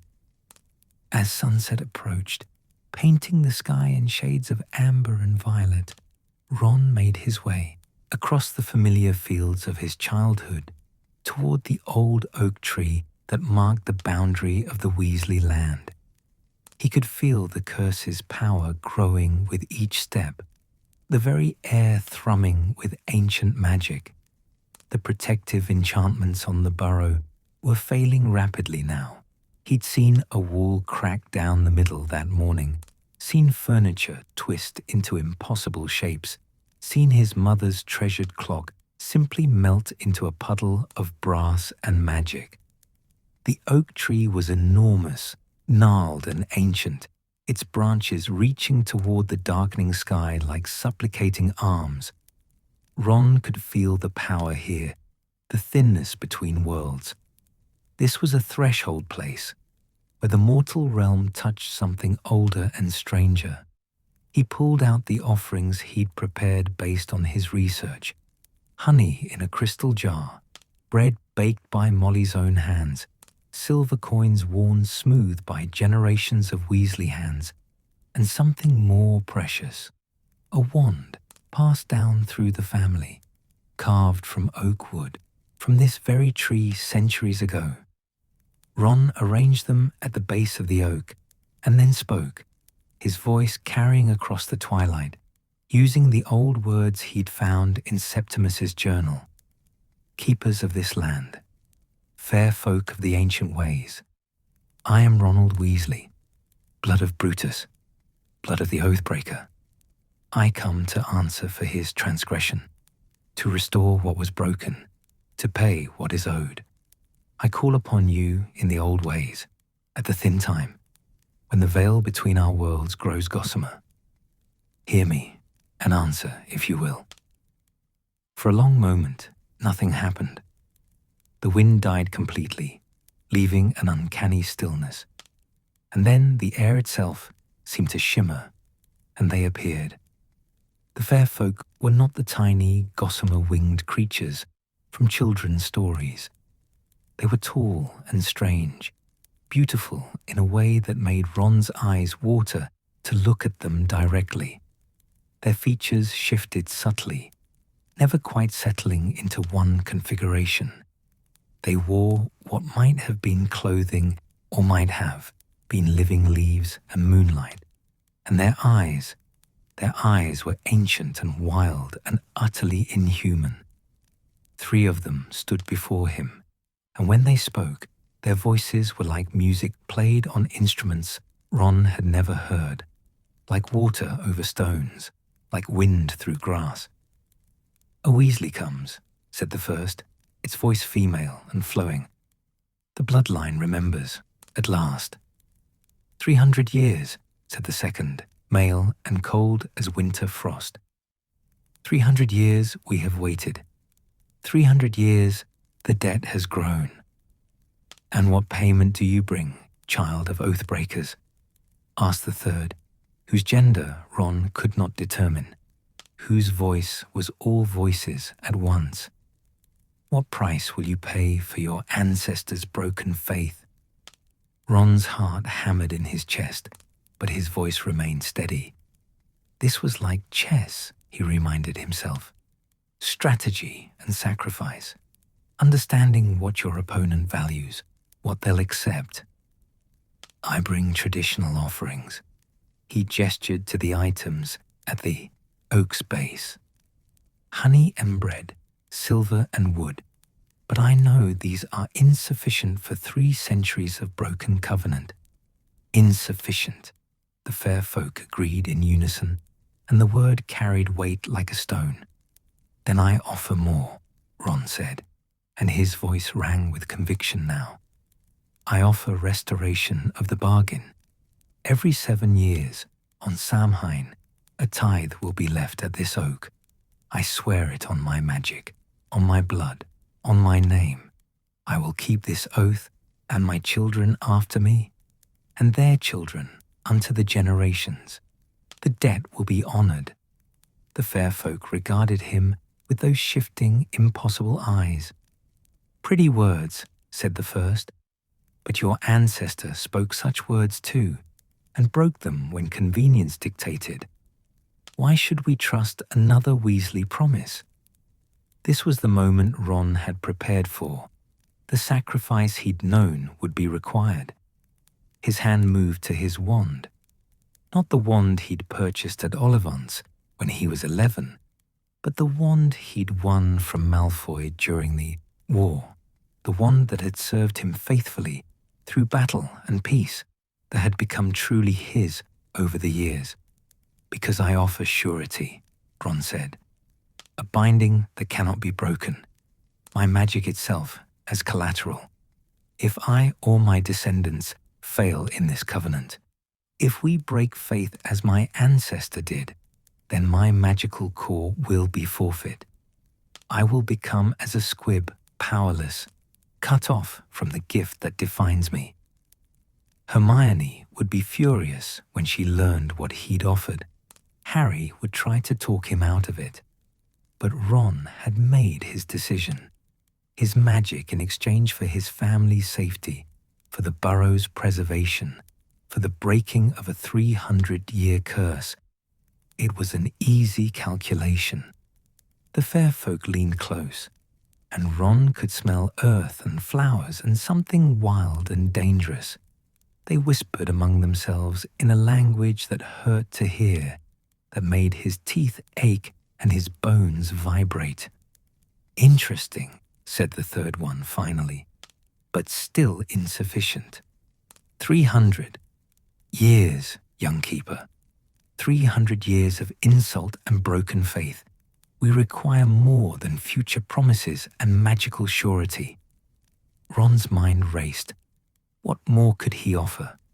What did the fair folk value that he possessed? And then he understood. The visions, the temporal distortions, the way the curse had shown him his ancestors, it wasn't just the curse's power bleeding through. It was showing him the answer. "You want restoration of what was lost," Ron said slowly, understanding, crystallizing. "Not just the tithe. You want acknowledgement. You want the story remembered, the truth told.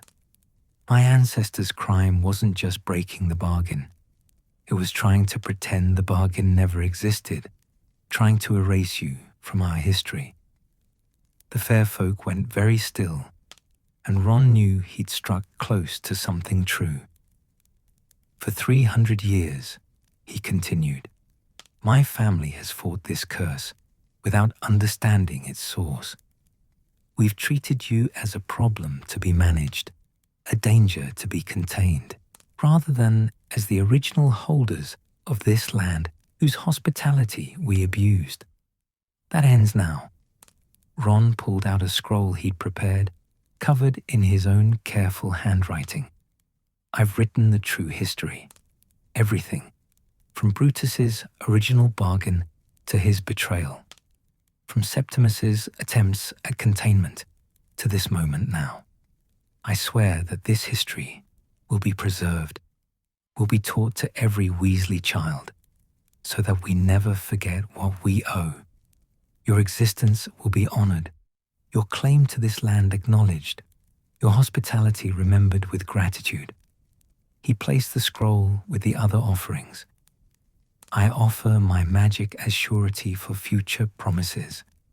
I offer truth and memory as payment for past crimes. And I offer myself right now, tonight, as insurance. If my promises prove false, if I have misjudged what you require, then take me instead of the house. Take me into your realm and let my family go free." The silence that followed was profound. Even the wind seemed to hold its breath. The fair folk stood motionless, their strange eyes fixed on Ron, and he felt the weight of their gaze like a physical pressure. Then, slowly, they began to smile. It was not entirely a comforting sight. "You see clearly, young keeper," said the first, "better than your ancestors did.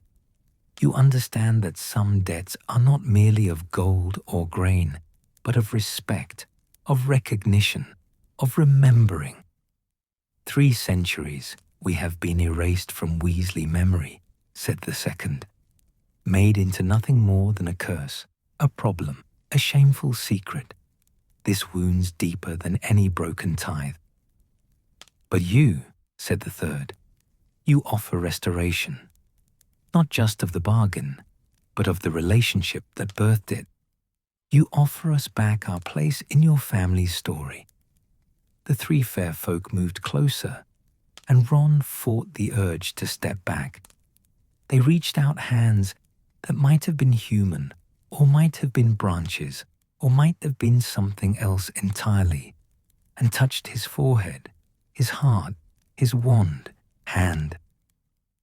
"We accept your terms, Ronald Weasley," they said in unison.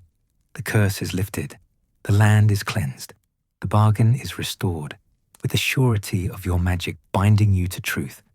But know this." Their voices grew harder, colder, and Ron felt frost form on his skin. "Should you or yours break faith again, the consequences will be far worse than any curse. We will not be so generous a second time. Your magic will be forfeit, yes, but also your home, your land, and 7 years of your life spent in our realm. where time moves differently than in your world. This is the price of restoration. Do you accept?" Ron didn't hesitate. "I accept." The fair folk nodded, and then they began to change. Their forms grew less solid, more like light and shadow, and they reached out to touch the old oak. The tree blazed with sudden brilliance, light pouring from every branch, every leaf, every root that dug deep into the cursed earth. Ron felt the magic shift. It was like a key turning in a lock, like a weight lifting from shoulders that had carried it so long they'd forgotten what freedom felt like. The curse that had poisoned this land for 3 centuries unraveled, its power dissipating into the air like smoke, like bad dreams fading in morning light. And more than that, Ron could feel the protective enchantments on the burrow, those layers upon layers of Weasley magic, suddenly settling properly.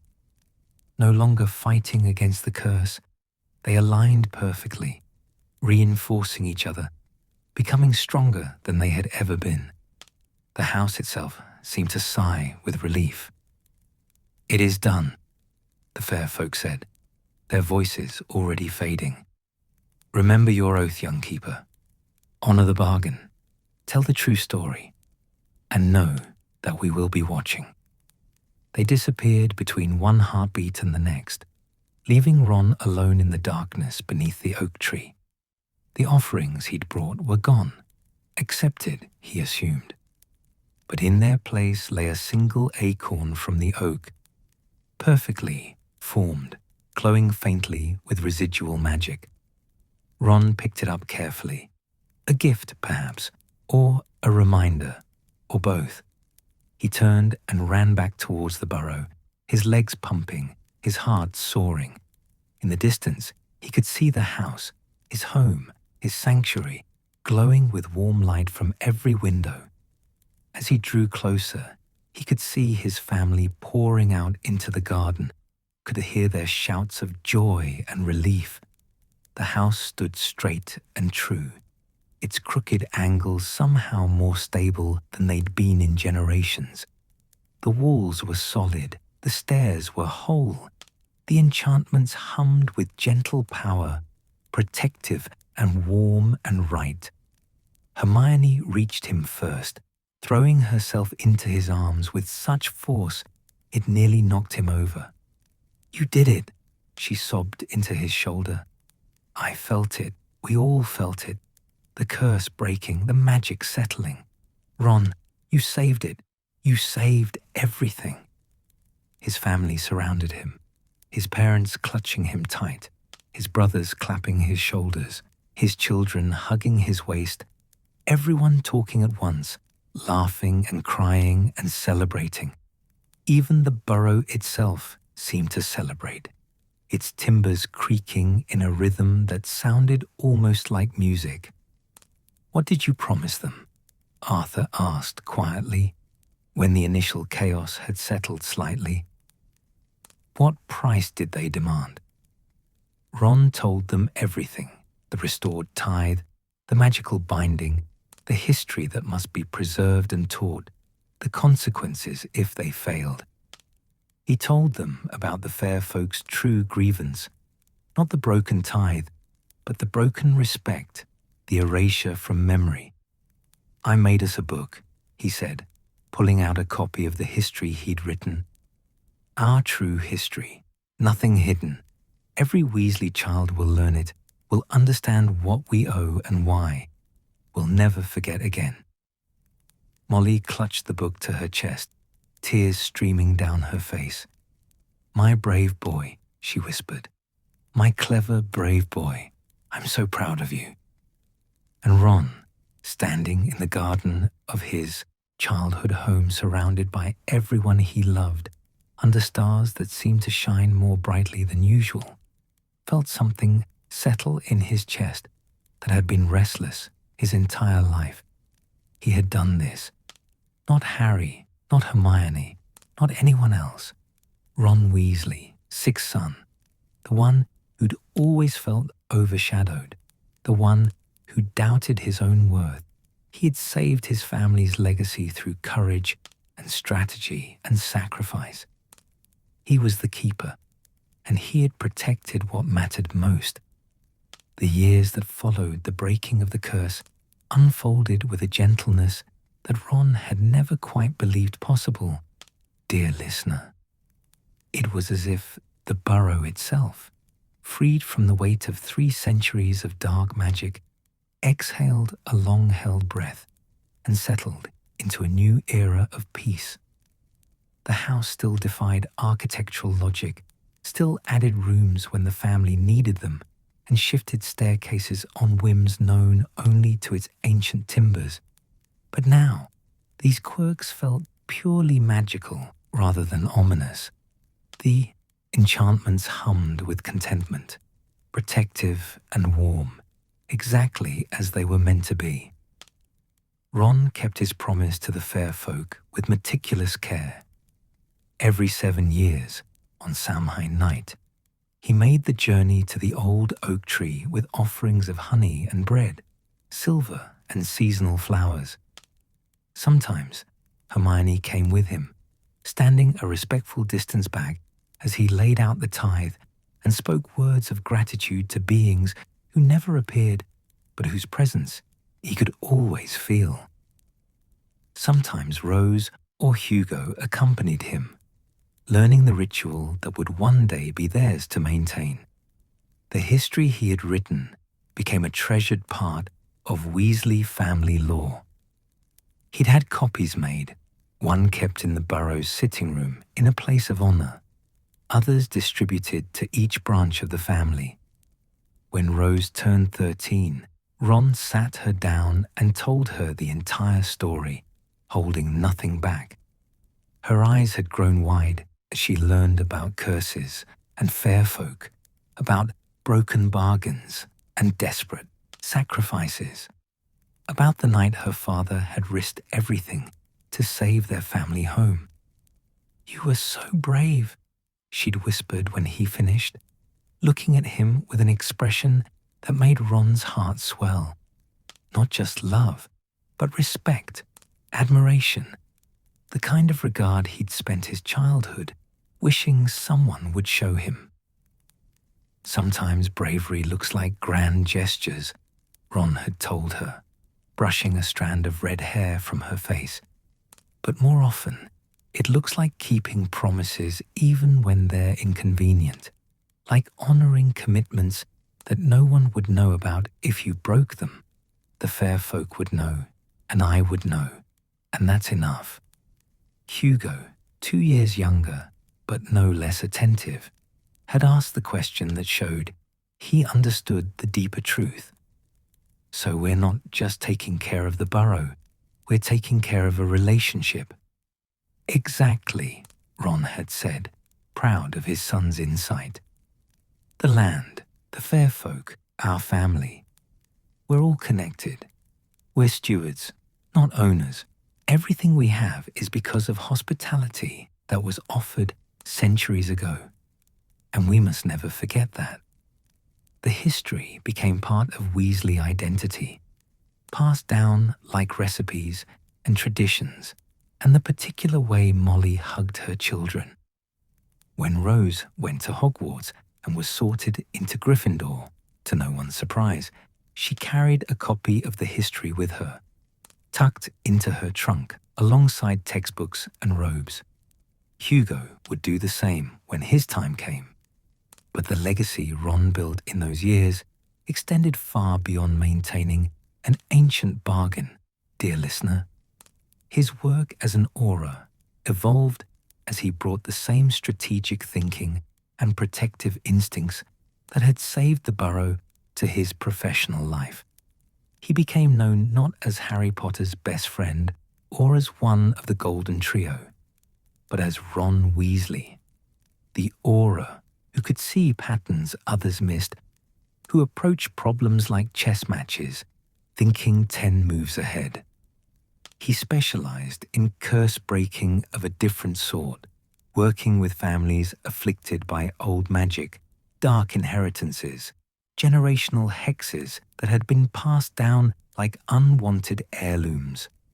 Ron understood better than most how magical debts could compound across centuries, how the sins of ancestors could poison the present, and how sometimes the solution wasn't brute force, but understanding and restoration.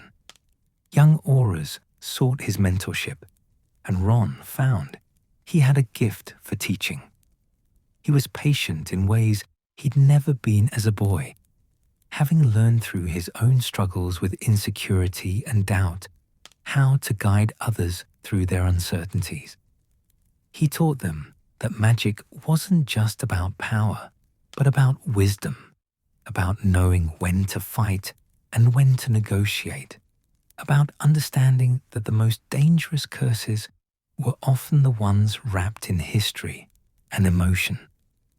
"My dad never acts like he's special," Ron overheard Hugo telling a friend once. "But everyone at the ministry knows who he is. They call him the Keeper." The nickname had spread from Quidditch to his professional life, taking on new meaning with each telling. Ron Weasley, keeper of more than goals, keeper of promises, of history, of the vulnerable people who needed protection from forces they didn't understand. Hermione's career flourished alongside his own. She'd risen to become one of the most influential figures in the ministry, her work on house elf rights and magical creature welfare reshaping wizarding lore. Ron supported her ambitions wholeheartedly, taking on more childcare duties when her work demanded long hours, never once suggesting that her career should take a backseat to his own.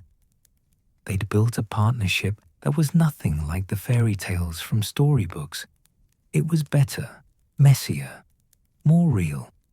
They argued about politics and child-rearing, and whose turn it was to denome the garden of their London home.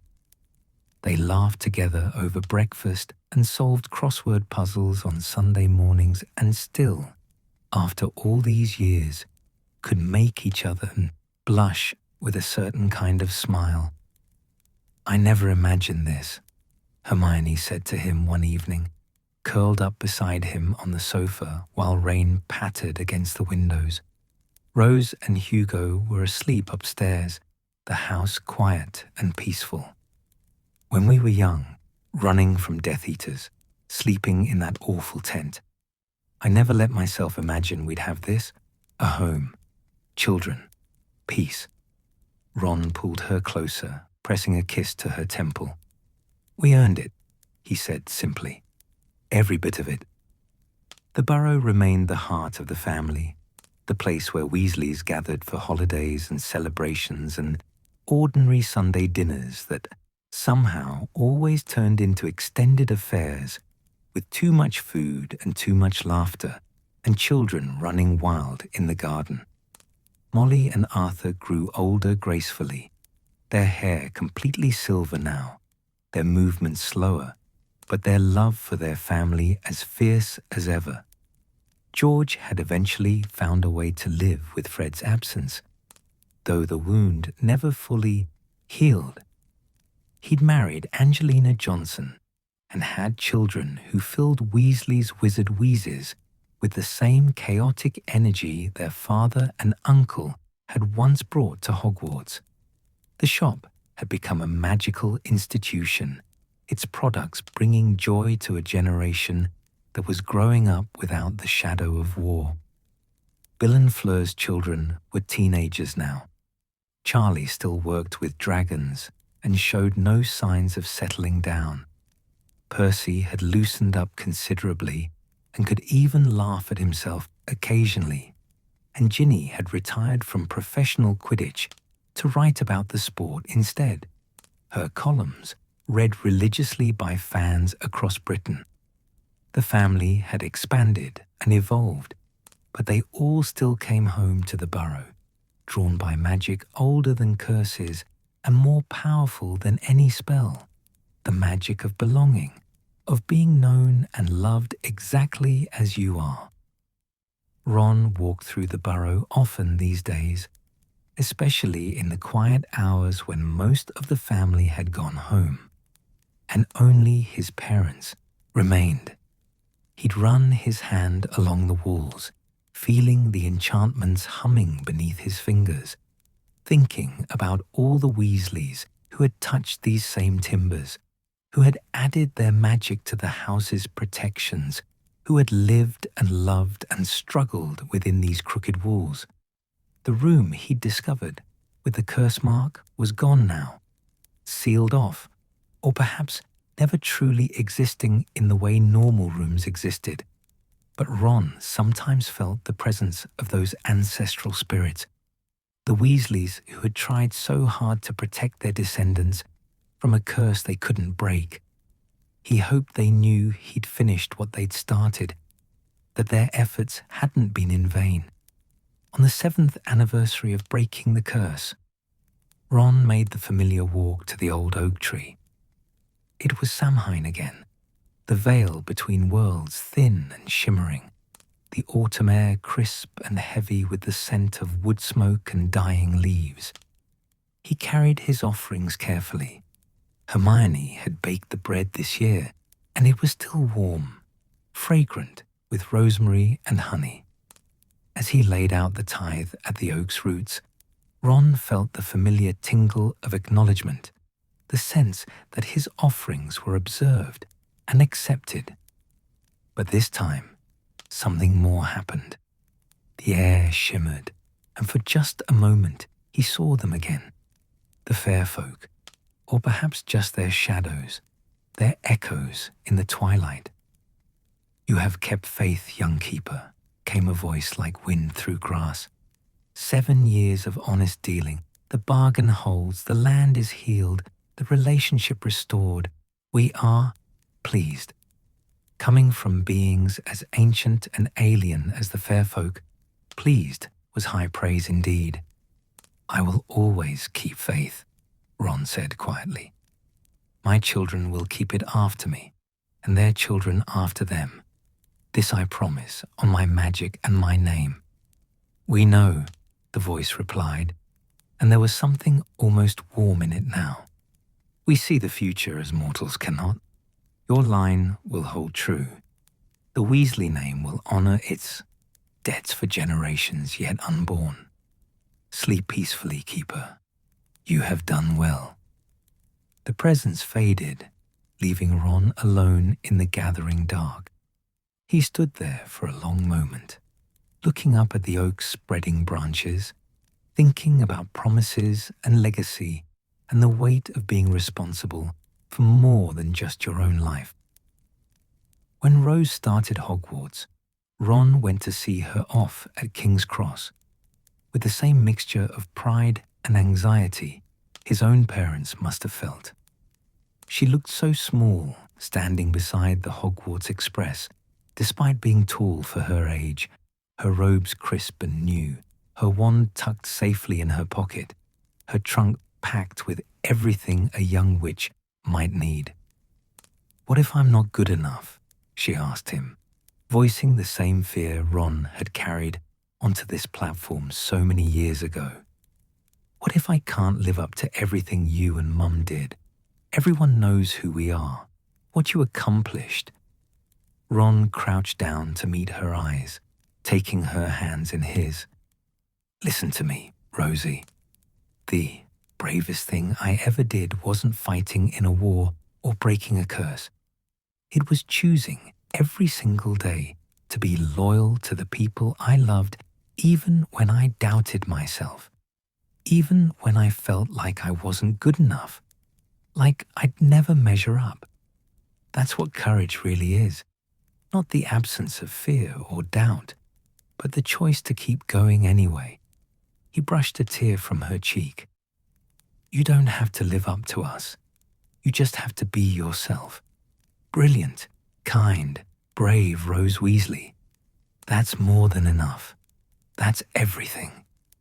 She hugged him fiercely, and Ron held his daughter close, thinking about his own father standing on this same platform decades ago, probably having a similar conversation. the circle of life, of parents trying to give their children the courage to face their own journeys. Hugo's turn came 2 years later, and by then Ron had perfected his platform speech. Both his children wrote to him regularly from Hogwarts, and Ron treasured every letter, every description of classes and friends and small adventures. He remembered what it had felt like to be at Hogwarts, to have that castle become your whole world for months at a time, and he was grateful that his children got to experience that magic in peacetime, without the shadow of war hanging over everything. On Ron's 50th birthday, the family threw a celebration at the Burrow that would be talked about for years. The house had outdone itself, adding what appeared to be an entirely new wing just for the party, with rooms that seemed to expand to hold everyone comfortably. There were Weasleys everywhere, children and grandchildren, in-laws and old friends, 3 generations gathered to celebrate. Harry gave a speech that made Ron simultaneously proud and embarrassed, talking about loyalty and courage and how Ron had saved his life in more ways than one. Hermione presented him with a book she'd had specially made, a compilation of family memories, photographs, letters, and stories from everyone who loved him. "You always thought you were ordinary," Hermione said, her voice thick with emotion as she handed him the book. "But you were extraordinary all along. You just needed to see yourself the way we've always seen you." Ron flipped through the pages, his vision blurring with tears. There were photos from their Hogwarts days, young and carefree, before war had hardened them. Pictures from the wedding, from the births of Rose and Hugo, from countless family gatherings and quiet moments. Letters from his children talking about what he'd taught them, from his siblings sharing memories of growing up together, from fellow Aurors describing how he'd mentored them. But it was the final page that broke him completely. His mother had written in her careful script, "Ronald, my sick son, my loyal heart. From the moment you were born, you brought light to this house. You were never the loudest or the flashiest, but you were always, always the most steadfast. When others wavered, you stood firm. When others despaired, you kept faith.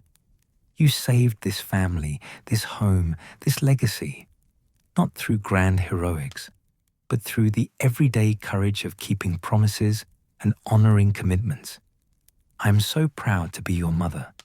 I am so grateful you are mine." Ron couldn't speak.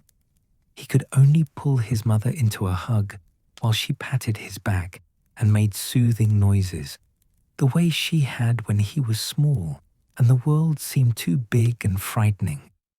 The party went late into the night, with music and dancing and more food than any reasonable number of people could eat. Ron danced with Hermione, with his daughters and nieces, with his mother, despite her protests that she was too old for such things. He played chess with anyone who challenged him and told stories about the old days to grandchildren who listened with wide eyes. And when the house finally quieted in the early morning hours, when most of the family had gone home or fallen asleep in various rooms the Burrow had obligingly provided, Ron stood in the kitchen where he'd eaten thousands of meals, where he'd done homework and played games and learned what love looked like in its most ordinary, essential form. Arthur found him there, 2 cups of tea in hand. He offered one to Ron and stood beside him in comfortable silence, both of them looking out the window at the garden where morning mist was beginning to rise. "You know," Arthur said eventually, "when you were born, I wondered what kind of man you'd become. 6 sons already. What would make you different? What would make you special? Ron made a soft sound of acknowledgement, sipping his tea. I needn't have worried, Arthur continued. You made yourself special, Ron. Not through any destiny or prophecy, but through choice. Through the decision to be loyal, to be brave, to stand up when it mattered. You saved this house, yes, but more than that, you saved what it represents. Family, legacy, love made manifest in wood and stone and spell. I just did. What needed doing? Ron said quietly. Exactly, Arthur agreed. That's what makes you extraordinary. You see what needs doing, and you do it, without fanfare or expectation of reward. You're a keeper in the truest sense. You keep faith, you keep promises, you keep the people you love safe. They stood together as the sun rose, painting the sky in shades of rose and gold, and Ron felt peace settle over him like a warm blanket. This was legacy, not statues or history books, though there were mentions of him in both now. Real legacy was this house still standing, these protections still humming, these children growing up safe and loved, these promises kept across generations. Years continued to pass, dear listener, in the gentle way that years do in peacetime. Ron's hair began to silver at the temples. His children graduated from Hogwarts and started their own careers. Rose in the Department of Mysteries, drawn to unsolved magical puzzles, the way her mother had once been drawn to books, and Hugo following his father into the Aura office, much to Ron's private delight and public concern. Grandchildren arrived, red-haired and bright-eyed, and Ron discovered that being a grandfather was perhaps even better than being a father. He could spoil them terribly and then send them home to their parents, could tell them stories of their family's history without the weight of immediate responsibility, could watch them grow with the perspective of someone who'd already learned all the hard lessons. He taught them chess, of course, and he taught them about the fair folk, about promises kept and debts honored, about the land their family called home and the magic that sustained it. He taught them that courage wasn't the absence of fear, but the choice to act despite it, that loyalty was a strength more valuable than brilliance, that sometimes the most important thing you could do was simply show up day after day for the people you loved. When Ron was 65, he retired from the Aura office. There was a ceremony, speeches, a portrait painted to hang in the Department of Magical Law Enforcement, alongside other distinguished auras. Ron had protested the portrait. Such things seemed too grand for someone like him.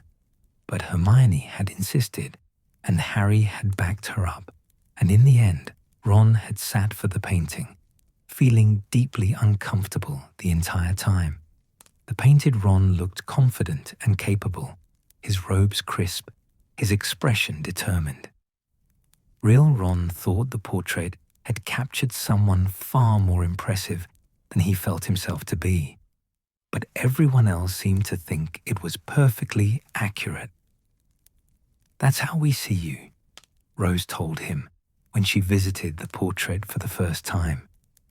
That's how you've always been, Dad. You just never quite believed it. Retirement suited Ron.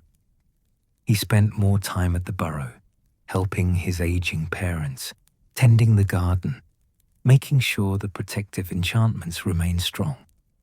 He maintained the covenant with the fair folk, never missing a single Samhain offering, and taught Hugo the ritual in careful detail so that when the responsibility passed to the next generation, it would be honored properly. Molly passed away peacefully in her sleep one winter morning, Arthur following her less than a year later. The family grieved together as Weasleys always had, supporting each other through the loss. Ron stood in the Burrow after the funeral, surrounded by his siblings, and felt the house itself mourning, the enchantments humming a softer, sadder song. But life continued, as it always does. The Burrow didn't belong to any one person now. It belonged to all of them, maintained collectively, visited constantly, still the heart of the family. Ron took on the unofficial role of caretaker, spending more nights there than at his own home, making sure the house was never empty, never cold, never lonely. Hermione didn't mind. She understood that the Burrow was more than a building to Ron. It was a living connection to his history, to everyone he'd loved and lost, to the promise he'd made and kept for decades. On the 50th anniversary of breaking the curse, Ron made the walk to the old oak one final time before passing the duty to the next generation. He was 73 now, his hair completely white, his joints protesting the walk that had once been effortless. But his hands were steady as he placed the offerings at the oak's roots, his voice clear as he spoke the words of gratitude.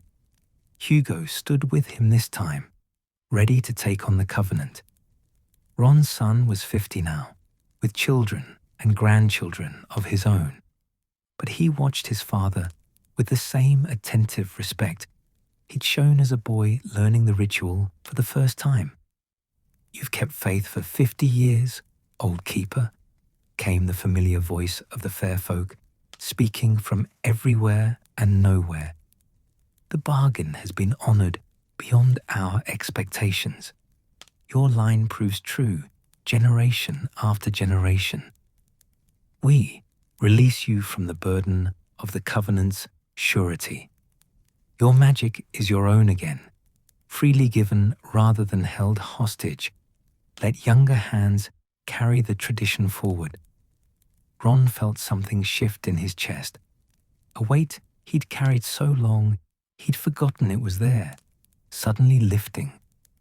His magic, which had been bound in service to a promise for half a century, was his own again, completely. "Thank you," he said simply, "for the land, for the patience, for the grace to let my family heal what was broken." "Thank you," the fair folk replied, "for remembering us, for teaching your children to remember, for understanding that some relationships matter more than power or possession. Go in peace, keeper. You have done well." As Ron and Hugo walked back to the Burrow together through the twilight, Ron felt lighter than he had in decades.